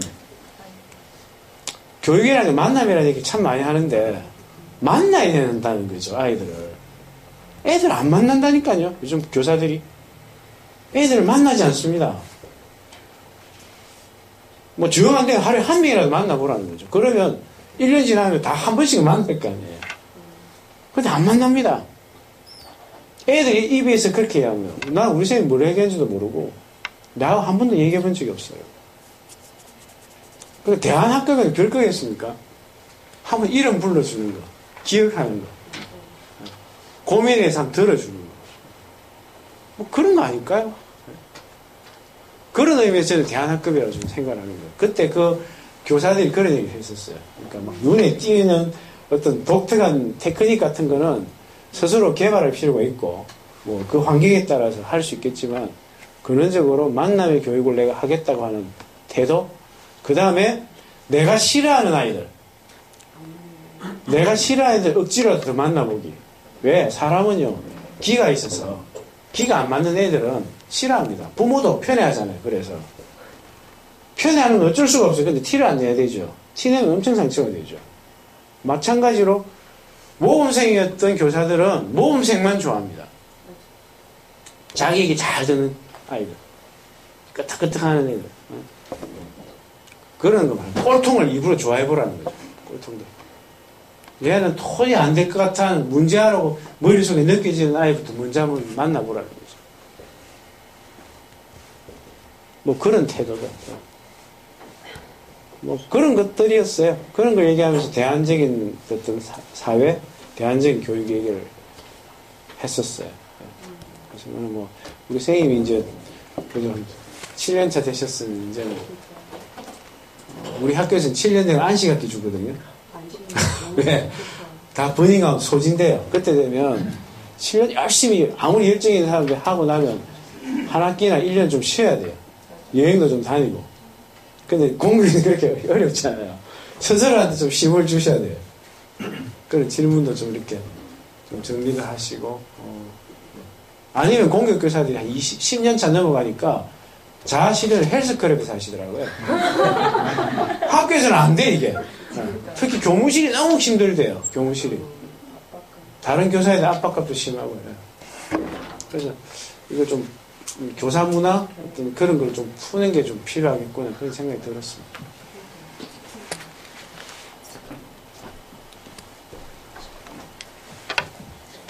얼마 전에 KBS에서 네. 그 강주 지역 혁신학교하고 대안학교에 대해서 한 프로그램이 있었어요. 네. 이제 어떤 대안학교 한 곳이 문을 닫게 되는 얘기가 있었고, 이제 개인적으로는 굉장히 많은 돈이 들어가서 저 같은 경우는 보내기 힘든 학교였었어요. 근데 그거 보면서 좀 안타까운 마음이 많이 들었는데, 거기 인터뷰에서 교육세, 모든 국민은 교육세를 내고 있잖아요. 근데 이제 대안학교 보통 인가받지 않는 곳에서는 그러한 교육의 지원을 받지 못하기 때문에 혜택을 못 받는데, 그런 지원을 못 받는 거에 대한 운동이라든가 뭐 헌법에 위배되는 그런 사항에 대해서 싸움을 한다든가 그런 거에 대해서 고민을 하신 적이 있는지 궁금합니다. 홈스쿨로까지 다 그래도 포함이 되더라고요. 그쵸. 학교 안 보내는 아이들, 또 학교를 가기 싫어하는 아이들, 자발적으로 학교를 안 다니는 학교 다 포함돼서 지금은 저희도 이제 학력 인정이 안 되니까 다 큰 범주에서는 홈스쿨러들이죠. 홈스쿨러들도 말씀대로 세금을 내니까 다 부모님들이 그 세금을 조금 이렇게 환급해서 쓸 수 있도록 하면 좋겠다 하는 얘기를 했었죠. 했는데 지금 홈스쿨러들까지 뭐 배려를 하고 고려하는 사회 분위기 아니에요, 지금. 분위기 아니어서 대안학교만 혜택을 달라고 하는 건 또 이기적으로 저는 비춰지더라고요. 그래서 하려면 같이 하자, 홈스쿨까지. 그래서 지난번에도 그 민주당의 어떤 그 의원하고 그 얘기를 했었어요. 이거 돌려줘야 되는 거 아니냐. 그러니까 나라에서는 그렇게 못하겠다는 그 흐름이 굉장히 강한 거죠. 지금. 그래서 말씀대로 그렇지만 한 몇 년 지나면 해야 되지 않냐 생각은 들어요. 특히나 지금은 1년에 한 6, 7만 명의 아이들이 학교를 떠나는데 그 적은 숫자가 아니지 않습니까?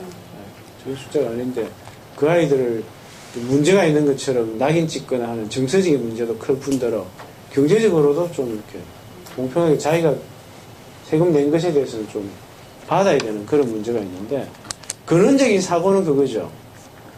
모든 학교라든지 이런 것은 민이 설립할 수 없다.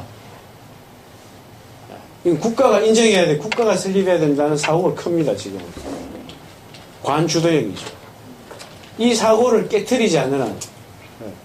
왜냐하면 덴마크 같은 데는요, 애들 13명만 모으면 학교를 인정해 줍니다. 누가 학교 세우고 싶죠? 13명만 모으면 됩니다. 2년째는 23명인가 그렇고요. 3년째 30몇 명만 모으면 학교를 인정을 해서 계속 지원해 줍니다. 누구나 학교를 세울 수 있습니다. 문제는 그 민이 세운 학교가 그 사회에 대해서 검증을 받는 거죠. 저 실천대로 하면 사라지는 거죠. 사라지는. 근데 우리는 그런 생각을 지금 꿈에도 못 꿔요. 지금. 다 국가가 주도하는 거니까. 그래서 그 생각을 좀 우리가 버리면은 말씀대로 그런 환급 운동도 좀 할 수 있을 것 같고, 그런 좀 분위기가 좀 무르익을 수도 있지 않는 생각도 듭니다. 조금 지나고. 예, 혹시, 예. 공교육에서 그 학생들이 많이 무기력한 모습을 보이고 있잖아요. 그런데 대한교육 현장에 있는 아이들은 뭔가 그 학교가 나에게 의미가 있다라고 그렇게 느끼면서 학교를 다닐 수 있는지, 그런 원동력이 그 학교에는 어떤 게 있는지 궁금합니다. 초등학교 때 올라오면은 아이들이 똑같아요. 처음에는 일진도 있고 이진도 있고요. 공부 잘하는 애도 있고 못하는 애도 있고 스스로가 스스로를 규정하는 어떤 틀들이 있습니다. 틀들이 있는데 그게 한 1년, 그걸 저는 해방계로 표현하는 거죠. 그런 걸 좀 벗고 나면 나도 공부를 못하지만 못난 아이가 아니라는 자기 스스로의 각성이 생깁니다. 그게 저는 제일 중요하다는 생각이 들거든요. 그리고 나는 뭘 음악을 정말 잘하는 게 아니지만 좋아서 해. 쟤보다 못하지만 난 내가 좋아서 하는 거야 라고 해서 기타를 치고 있습니다. 그런 부분이죠. 그러니까 무기력이라는 것은 지금 1등주의에 길들여지면 무기력에 빠질 수밖에 없습니다. 뭘 해도 자기는 잘 못하는 거예요. 공부도 못하는 거고 음악도 못하는 거고 체육도 못하는 거고 춤도 못 추는 거고 남들하고 비교하면. 근데 뭐 어때? 내가 좋아서 하는 거. 이런 분위기가 좀 주어지면 무기력이 많이 없어집니다. 그 다음에 한 고등학생이 되면 그야말로 좀 자발적이 됩니다. 저는 그게 우리 교육이 가지는 좀 환경적인 특징, 장점이라고 생각을 하는데요. 고등학생이 되면 그게 친구가 됩니다. 저희들하고. 애들이 똑똑해서가 아니고요. 그런 수준이 되어버려요. 그래서 그런 얘기를 해요. 스스로. 하는 수준이 되더라고요. 그래서 이런 환경을 만들어주는 게 중요하구나. 그러니까 한 사람 한 사람이 주인이 될 수 있어야 된다. 뭐 예를 들면 저희들이 가족회의라는 걸 합니다. 학교 모든 운영 전반에 관해서 교사와 학생이 같이 이렇게 모여서 일주일에 한 번씩 회의를 해요. 거기서 결정된 것들이 법입니다. 교사가 만나요? 학생이 만나요? 학생이 많잖아요. 그러니까 학생이 늘 결정을 해요. 심지어 학교 존필기가 달린 결정도 한 적이 있어요. 제가 교장하고 제천에 오자마자 2년차에 시골에 학교에 있으니까 애들이 너무 심심하다고 가족이 안 꺼내려 했었잖아요. 학교에서 고스톱을 치게 해달라고. 나중에 손절해서 냈는데 이겼어요, 애들이. 토요일이 되니까 곳곳에 판 깔아놓고 청당청당하고 있어요. 그러니까 어떤 부모님이 오셔서 그때 이제 사감으로 오셨거든요. 이거 신문에 알려지면 큰일 난다. 학교 문 닫아야 된다. 못하게 해라. 이거는 교장선생님 이러시면 안 된다고. 나도 저번 좀 불안했어요. 근데 그치만 가족이 결정사니까 두고 봅시다. 딱 한 달 했어. 한 달 하고 나니까 애들이 그만두더라고요. 돈 안 거니까 재미도 없다 이러면서 계속 신경 때리려고 하고 있었고요. 그런데 애들이 마치면서 그 얘기하더라고요. 그래도 고스톱은 공동체 놀이네요. 게임하는 것보다 낫네요. 그런 우여곡절이 계속 생기는데 그 과정이 중요하다는 거죠. 스스로 결정해 보는 거. 최근에 지금 또 뭐 때문에 지금 애들하고 교사들하고 회의를 하냐면 스마트폰 쓰게 해달라. 저희 학교는 스마트폰 못 쓰게 돼 있습니다. 근데 이제 몇 년이 지났잖아요. 선배들은 그렇게 인정을 하고 결정을 했지만 우리가 결정한 거 아니다. 우리가 다시 결정하도록 하자 해서 지금 또 가족이 하고 있어요. 스마트폰을 쓸 것이냐 말 것이냐. 그런데 이상하게도요. 그런 토론을 하면 다 스마트폰 쓰게 해달라고 할 것 같죠? 아니에요. 어떤 애들이 그런 얘기를 합니다. 우리가 이 안에서 우리끼리도 서로 사랑하지 못하고 소통 못하는데 밖으로만 지금 소통하면 그게 되겠냐? 응? 그런 얘기를 하면 애들이 또 설득력을 가져요.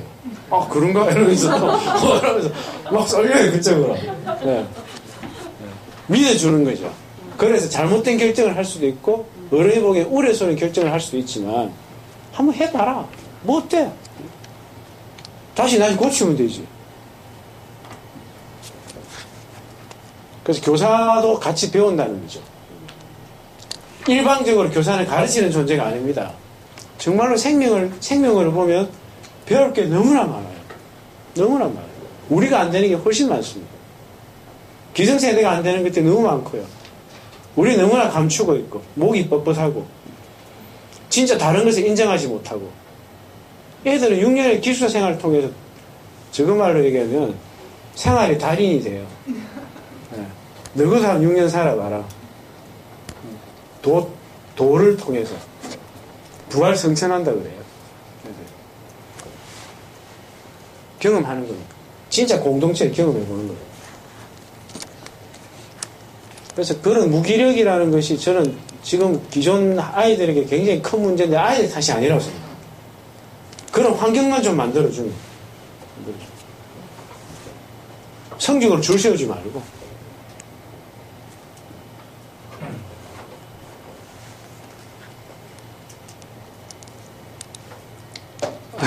우리 중학생이 또 저는 질문은 아니고 그냥 제 이야기를 하고 싶은데요. 네. 저는 고등학교에 가기가 싫어요. 제가 중학교 3학년이거든요. 그래서 그렇게 주변 사람들한테 말을 해봤더니 제일 많이 하는 말이 미쳤네요. 앞으로 고등학교를 안 가면 대학교도 못 갈 거고 취업도 못 하고 돈도 못 벌 건데 그러면 너는 뭐가 될 거냐. 꿈도 못 이룰 거다. 너는 이제 그럼 이상 끝나는 거다. 그렇게 말을 하더라고요. 그런데 저는 최대한 많은 일을 해보고 싶고 아까 선생님이 말씀하신 것처럼 여행도 가보고 싶고 연애도 해보고 싶고 또 유리창도 깨보고 싶은데 3년만 참으라고 하더라고요. 3년만 죽은 듯이 지내라고. 근데 내일 어떻게 될지 모르는 게 사람 일인데 그럴 수가 없잖아요. 다음 주 화요일이 인문계고 원서 접수 마감일이에요. 이번에 원서를 안 쓰면 저는 아예 고등학교 안 가는 거예요. 아직 가고 싶은 학교가 없고요. 원서를 안 쓰려고 해요. 최종 학력은 중졸로 남겠지만 죽도록 열심히 계속 하고 싶은 공부를 할 거고 스펙 없이도 저 자체로 인정받는 사람이 되고 싶습니다.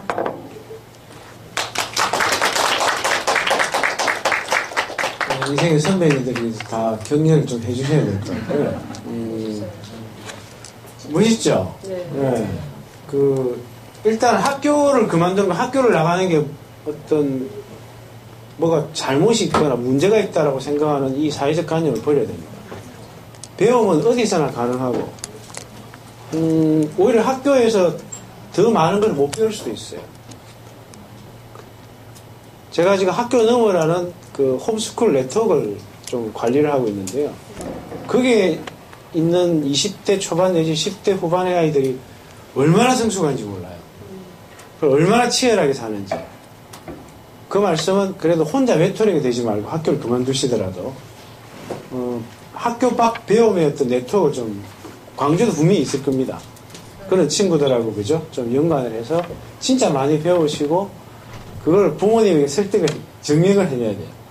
부모님들은 어쨌든 지금은 사랑하는 마음이 더 크기 때문에 사랑하는 마음이 불안과 두려움으로는 저 아이가 저걸 해낼 수 있을까? 거기에 좀 믿음을 좀 주시고, 그런 마음으로 지금 그렇게 표현을 하셨다면 우리 학생은 정말 잘하실 것 같아요. 그래서 더 많은 걸 배울 수 있을 것 같고, 학교를 그만두는 데는 저는 왜 그만두려고 하는지 꼭 물어봅니다. 근데 어떤 아이는 학교를 더 다닐 필요가 있는 아이도 있어요. 동기에 따라서. 부딪혀보라는 거죠. 어떤 아이는 왕따 당하는 게 싫어서 그래요. 오히려 부딪혀봐라. 학교를 다니면서. 이런 얘기를 하기도 합니다만, 그 친구 경우는 저는 그런 말씀을 드렸고, 다른 분들이 좀 다른 생각을 가지고, 그래서 학교는 다녀야지 이러면 가시기 전에 좀 말씀을 해주시는데, 예, 그것도 다 애정일은 충분히니까요. 예, 본인이 근데 결국은 결정한다. 그리고 20대가 되면 정말 부모님들은 아이들을 출가시켜야 됩니다. 출가를 시켜 어른이 되는 거죠. 출가를 안 시키면 가축을 합니다. 하여튼 우리 사회가 지금 출가시키는 시기가 너무 늦어지고 있어요. 그래서 지금 30이 되어도 어른구실 못하는 30이 셌습니다. 지금. 집에서 용돈 받아가지고 게임방 가는 친구도 있어요. 그리고 사회 나오면 두려워서 대학원 가요. 네? 학교 남아있어요.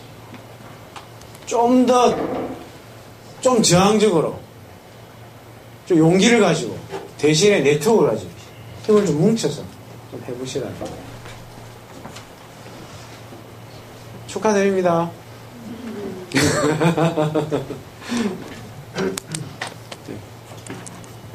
저도 이제 작은 이렇게 네, 안녕하세요. 저는 이제 40대 주부고요. 지금 중학교 2학년, 초등학교 6학년 두 아들 키우고 있는데요. 저는 아이들 어렸을 때 거의 이제 한 6년간 방목하다시피 정말 이렇게 뭐 문제집 같은 거 거의 이제 한 두세 번 사주는 기억은 있는데 이제 아이들은 거의 풀진 않았거든요. 그래서 동네에서도 소문나게 그냥 이렇게 마음 놓고 그냥 하고 싶은 대로 놀아라 하고 이제 주변에 마음 맞는 엄마들과 같이 아빠들과 같이 모임도 만들고 좀 재밌게 활동을 했어요. 그래서 그 엄마 아빠들과 아이들 모임을 통해서 매달 답사를 가고 집마다 오픈해서 사랑방을 열고 그렇게 해서 이제 아이 2학년부터 한 초등학교 5학년까지는 어느 정도 모임을 꾸려갔는데 대부분 이제 엄마들은 이제 크니까 아이들 중학교를 가니까 바로 이제 더 학습도 많이 시키고 사교육에 더 돌입을 하니까 이제 그런 게 원래 취지가 벗어나서 지금 제가 중단을 했거든요. 근데 막상 아이가 사립중학교를 가다 보니까 저희 이제 광주 서구에서는 뭐 서석동 가면 정말 운이 좋은 거다. 땡 잡은 거다. 이렇게 뭐 서울대, 연고대 많이 가는 학교니까 공부 많이 시키고 잘 된 거다 이렇게 이야기해요, 엄마들이. 그런데 제가 보내보니까 아이들이 거의 제 아들이 학교에서 매도 많이 받고 근데 처음엔 몰랐었어요. 그래서 보니까 이제 선생님한테 전화 와서 봤더니 아이가 수업 시간에 아무것도 없다, 책상 위에. 이상하다. 왜 그러느냐. 이유가 뭐냐. 아이를 협박도 해보고 달래도 보고 이렇게 27살 아가씨 선생님이신데 근데 도무지 어떤 방법도 먹히지 않는다. 그래서 정말 나가라 하니까 나가더라. 교실 밖을. 그래서 너 왜 그러니 했더니 저 그냥 어쩔 수 없이 다닌다. 이런 말을 했다는 거예요. 그래서 상담을 하면서 참 저도 많이 충격이었고 그래서 저희 집이 이제 약간 이제 문제 있는 가정이 돼버린 것 같기도 하고, 이렇게 초등학교 때 아이들 참 선생님 말한 그 이상대로 저도 동네에서 마을 만들기도 같이 해보고, 재밌는 그 사적인 모임을 공적으로 같이 좀 꾸리려고 많은 다양한 텃밭이라든가 생태놀이도 막 하고 즐겁게 놀았었는데, 막상 지금 내 아이는 학교에서 어떻게 보면 문제아가 돼 있고, 조용한 반항아, 그리고 인정받지 못하고 뒤에서 노는 애, 이제 그런 식으로 사실 이렇게 전락이 돼 있더라고요. 그리고 그동안에 이제 제가 정말로 많이 비판하고 속으로 정말 속물이라고 욕했던 그 엄마들의 아이들은 학교에서 이제 우등송이 다 돼 있고 되게 자랑스럽게 이야기를 하고 공부도 잘하고 학원도 열심히 다니고 또 이제 특목고를 위해서 또 그렇게 나름 또 애를 쓰고 있고, 그래서 그런 걸 보면 제가 많이 사실은 좀 회의가 들었었어요.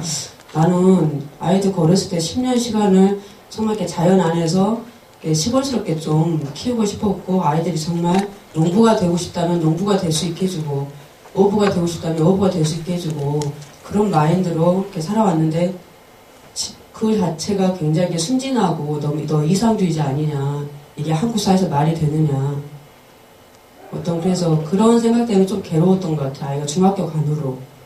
그리고 지금 둘째도 곧 중학교를 가는데, 저희 두 아이를 둘 다가 좀 겉으로는 참 조용한데 보면 그랬던 것 같아요. 학교 다닐 때 학교를 재미없었어야 했어요. 굉장히. 그래서 저희 둘째도 1학년 때 학교에서 한 4월 되니까 선생님 수업이 재미없어요. 그 말을 하니까 선생님이 굉장히 충격을 받았다고 저한테 이야기를 하셨거든요. 30대 초반의 여자 선생님이셨는데, 그런 아이는 별로 없다는 거예요. 1학년 아이가 초등학교 1학년인데 4월 달에 이렇게 가만히 선생님을 이렇게 쳐다보다가 수업이 너무 재미없어요. 학교가 재미없어요. 그런데 그런 아이들을 지금 이렇게 중학교 2학년까지 학교를 보내고 있지만 제도권으로 제 안에서는 이 아이한테 맞는 뭔가가 있을 텐데 이 아이를 밖으로 보내야 되지 않을까.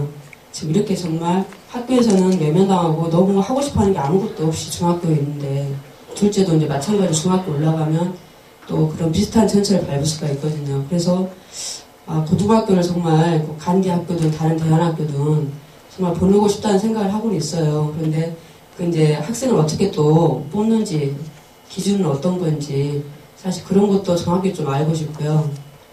그래서 그렇게 학교 안에서 외면당한 아이들, 그 전에는 이렇게 시골스럽게 공동체에서 잘 놀다가 오히려 학교 안에서 이렇게 소외된 아이들, 그 아이들을 경우를 많이 보셨는지, 그래서 그 아이들이 만약에 대안학교 갔을 때 어떤 식으로 적응했는지 알고 싶습니다.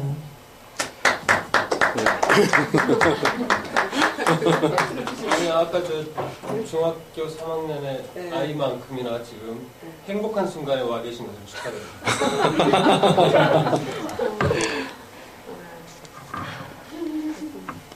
근데 부모님의 입장에서는 그럴 때일수록 아마 그런 생각을 하는 것 같아요. 정말 우리 아이가 어떤 아이였으면 좋겠는지. 이제 거기에 대한 자기 고백이 필요한 때구나. 그러니까 우리 아이가 좀 어떤 아이가 됐으면 좋겠을까라는 부모의 생각이 굉장히 중요할 거라는 건 생각이죠. 그 말은 애가 분명히 학교에 지금 적응을 못하거나 아니면 적응을 거부하는 그런 고민들을 갖고 있어요. 고민의 근저에는 보면 부모가 가지는 기대치에 따라서 그 얘기를 할 수도 있고 안 할 수도 있죠. 엄마가 친구 같아서 격의 없이 그렇게 할 수 있고, 단순하게 학교가 재미없다 이런 얘기를 하지는 않을 것 같아요. 얘가 그렇다면. 뿐만 아니라 왜 중학교 고등학교 때 좀 하고 싶은 거 음악도 듣고 쇼핑도 하고 자기 하고 싶은 거 열심히 즐겁게 놀고, 저희 큰아이 말은 대학교 가서 그때 정말 공부를 하면 되지 않느냐, 그렇게 사실상 이야기하더라고요. 2학년 1학기 때. 그러니까 만약 그렇다면 이제 그런 경쟁과 효율의 체계 속에서 그래도 중학교, 고등학교는 굴러가기 때문에 얘는 괴로운 거죠. 굉장히 괴로운 거죠. 그럼 부모라도 이해를 해서 어떻게 하면 좋겠니? 그럼 학교를 떠나는 게 능사겠니? 아니면 그래도 여기서 내가 한번 견디면서 너 스스로 한번 해볼 때까지 해볼래? 또 대안학교 오는 것도 능사는 아니거든요. 대안학교도 천차만별이어서 또 인간관계가 굉장히 힘들어하는 친구들은 대안학교 오면 굉장히 힘듭니다. 같이 기숙사 생활해야 되고 이런 것들이 굉장히 힘들어요. 그래서 어디도 이렇게 유토피아는 아니기 때문에 견디는 것이 좋은 방법일 수도 있고 나오는 것이 좋은 방법일 수도 있고 그 아이에 따라 이제 그 아이가 스스로 결정하도록 부모님이 유도하시되 부모의 기대치에 굉장히 아이들이 영향을 받고 있다는 사실입니다. 실은 그거를 이제 허심탄회하게 한번 부모님도 얘기를 해줄 필요고 난 괜찮아 정말 너가 그렇게 살아도 좋으니까 나는 그런 아이가 됐으면 좋겠어라고 하면 애는 좀 더 용기를 가지고 학교를 떠날 수도 있고 아니 난 안에서 부딪혀 보려고 얘기할 수도 있을 것이고 좀 다양할 수 있다라는 거죠. 왜냐하면 학교를 다니기 싫어하고 재미없어 하는 이유가 여러 가지입니다. 또 어떨 때 보면 교사하고 영향을 굉장히 많이 받아요. 담임이 누구냐에 따라서 천국이 될 수도 있고 지옥이 될 수도 있고 그래서 교사 역할이 참 중요한데 그죠. 어떤 교사는 그런 거 다 허용하거든요. 그래 너 공부 좀 못해도 좋으니까 가서 읽고 싶은 책 좀 읽고 자율활동 좀 해 이렇게 허용하는 교사도 있어요. 대신 교장생활은 역시 안 맞죠. 그걸 감수하더라도 애들 그렇게 해주는 교사도 있어요. 근데 이제 그렇게 여러 가지 상황이 복잡하게 얽혀진 것이 지금 교육의 상황이기 때문에 제일 중요한 것은 하여튼 엄마가 아이의 친구가 되어서 나의 기대치와 내가 생각하는 어떤 가치관을 나눌 수 있는 그런 격이 없는 사이가 됐으면 좋겠다. 그것 때문에 야단맞거나 아니면 주눅들지 않도록.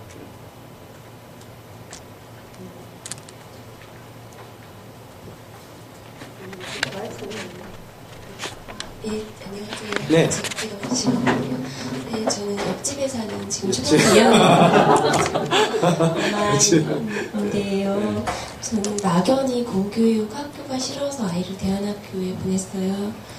그 공교육은 공부만 시키고 불행했어요, 저는. 그래서 제 아이는 저희 선입관으로 그냥 대안학교를 보냈는데 대안학교에서도 여전히 공부를 많이 시키더라고요. 하루에 숙제가 2시간일 정도로. 하지만 아이가 그 공부는 못 따라가지만 그래도 나름 행복해요. 불행해하는 면도 있지. 다른 아이들은 영어 시험을 보면 100점 맞는데 얘는 8점, 1점, 2점 이렇게 맞아서 이런 부분에서 되게 압박감이 좀 있다고는 하지만 다른 부분에서는 되게 만족해요. 근데 계속 대안학교로 가야 되면은 중학교, 고등학교, 기숙학교잖아요. 근데 제가 이제 중학교 때부터 부모님과 떨어져 살았어요. 너무 시골에 있어서 시골에 학교가 없었기 때문에. 근데 거기에서 그 엄마 아빠가 곁에 없었다는 그거로 인해 평생 동안 사랑의 결핍을 되게 많이 느끼면서 자랐고 지금도 영향력이 없지 않아 있는데 거기다가 아이를 기숙학교로 보낼 생각을 하니까 이렇게 오래오래 생각했는데도 결론이 좀 안 나요. 아직 시간은 남아있지만 그래서 그 중학교 저처럼 특수한 경우가 아닌 다른 기숙학교를 보내는 부모님들은 과연 그 중학교 1학년이면 나이가 어리잖아요. 일상생활을 아이와 함께 할 수 없는 데에 생기는 허전함이라든가 뭐 전통 그 가풍의 전수라든가 이런 거에 대한 또 아이가 일찍 떠나면 엄마는 누가 사람을 아이가 엄마 아빠를 사람으로 만들어주잖아요. 그럼 아이가 일주일에 한 번이 안 올 수도 있고 거의 뭐 1년에 한두 번 올 수도 있는데 부모는 누가 사람으로 만들어주나 이런데 고민도 있고 그렇습니다. 그래서 어떻게 경험을 옆집 아줌마의 말씀이셨습니다.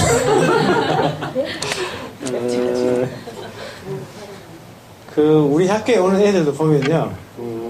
어떤 아이들은 부모가 이렇게 등 뛰밀어 온 애들이 있어요. 그런 아이들은 내한테 와서 그 얘기합니다. 사실은 저거 둘이 좋으려고 내가 유배시켰다고. 유배 보냈다. 그런 경우는 말씀대로 애가 엄마하고 있는 게 더 좋아요.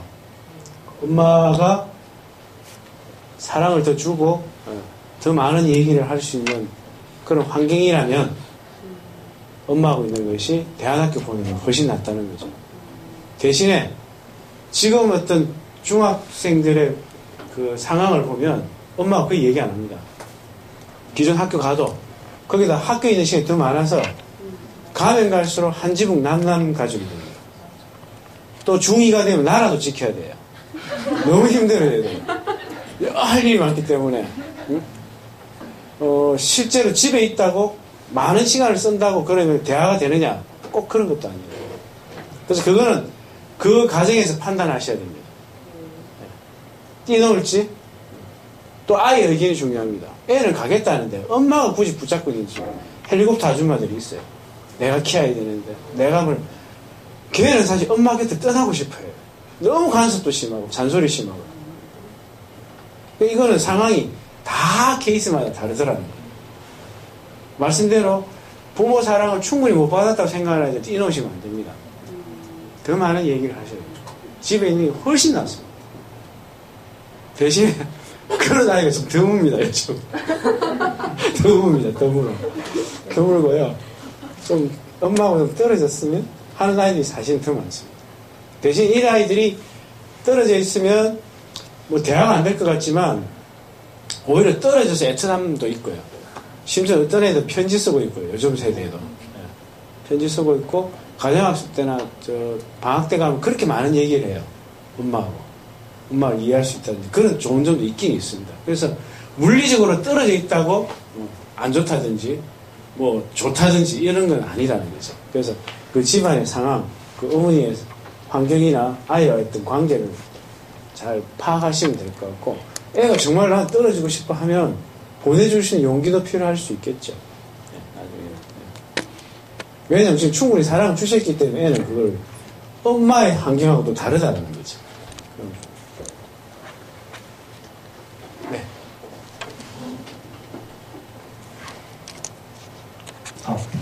네, 지지 발언 및 깨알 같은 자기 자랑을 일었었습니다. 저는 중학생 때 너 내일도 안 나오면 졸업 안 시켜준다. 고등학교 때 학교를 너무 안 나가서 일주일에 100대 이상 맞은. 그러나 지금은 나만 잘 살면 뭐하나 나라가 망하면 끝인데 라고 얘기하는 학생을 가르치고 있는 초등학교 교사입니다. 네, 저는 예전부터 대안교육 쪽으로 가려고 했었는데요. 공교육에 너무나 힘들어하는 학생들이 많아서 여기서 애들을 지켜야겠다라고 생각하고 아직까지 공교육에 남아있습니다. 네, 여기까지 자기 자랑이었고요. 네, 시간이 거의 끝나가서 사적인 질문 하나만 드리겠습니다. 네, 오늘 끝나고 스케줄이 어떻게 되십니까? 네, 오늘 어차피 집에 못 갑니다, 지금. 그래서 여기서 자고 가니까 자야 되는데. 한잔 하실 분 있으시면. 어쨌든 100대 맞은 교사가 있다는 거 자랑스러운 일 아닙니까, 이거? 감사합니다, 정말.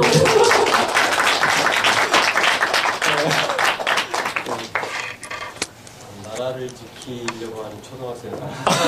맞아. 뭐, 거의 9시가 될 것 같은데. 네. 마지막 질문 한 번에 몰아서 받고요. 마무리하도록 하겠습니다. 또 다른 분 계시나요? 질문하신 분? 참고로 먼저 말씀드리자면 앞에 이분께서 뭐냐면 아까 질문하신 그 대한 미인과 대안학교 있잖아요. 참고로 제가 말씀드리는데 지금은 이제 미인과 대안학교가 예산 지원을 못 받았는데 앞으로는 이제 그 예산 지원 받을 것을 좀 이것이 있거든요.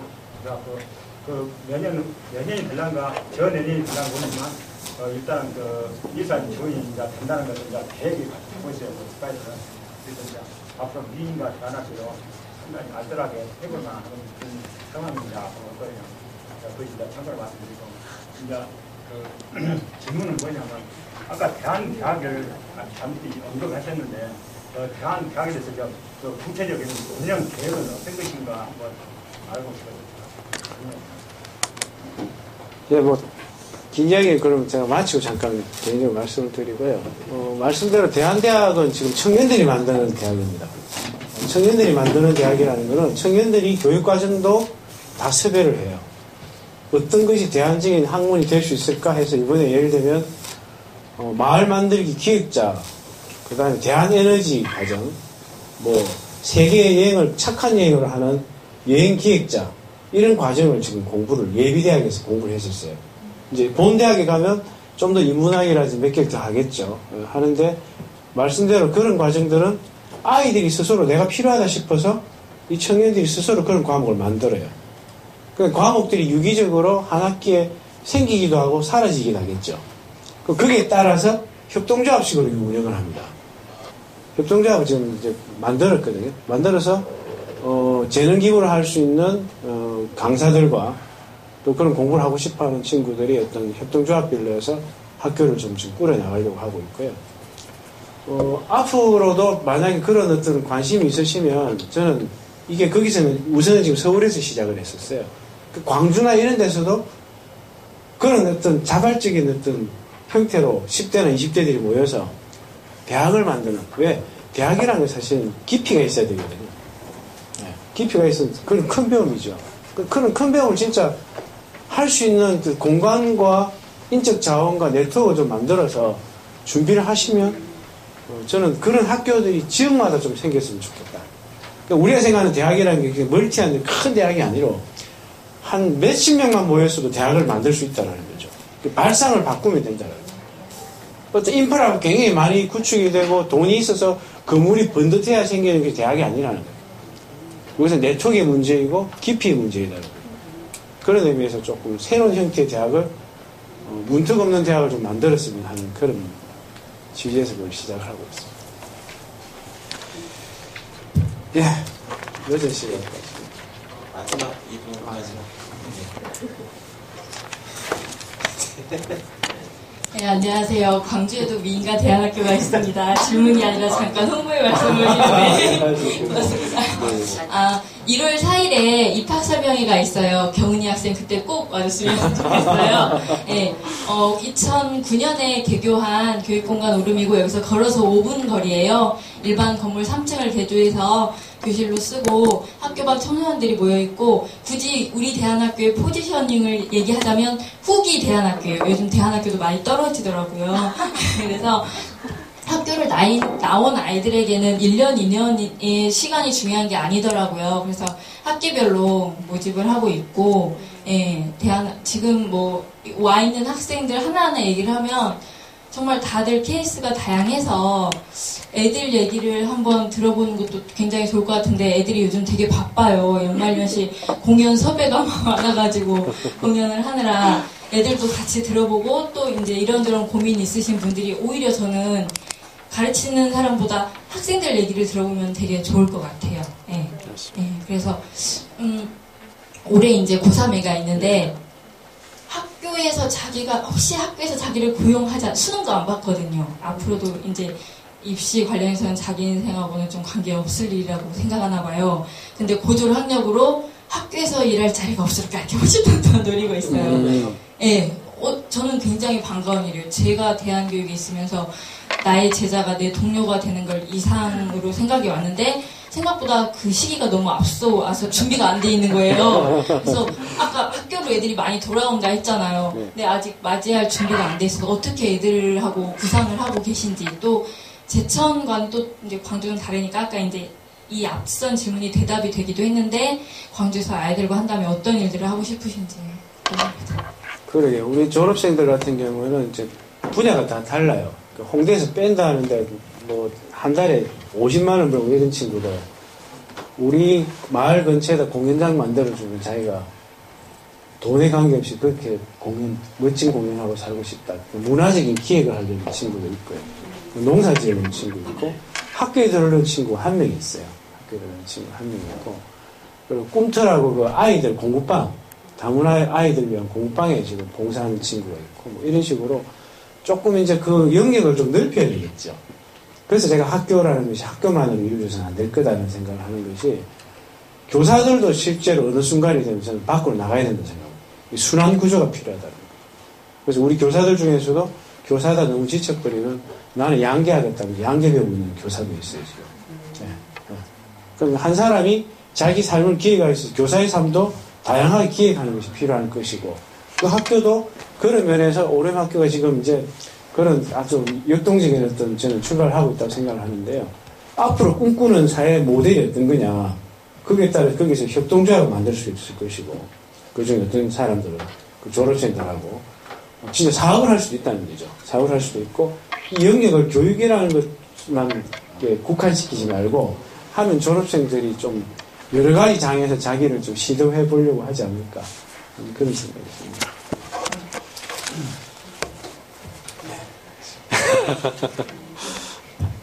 시간이 많으시다고 하니까요. 이외에도 아마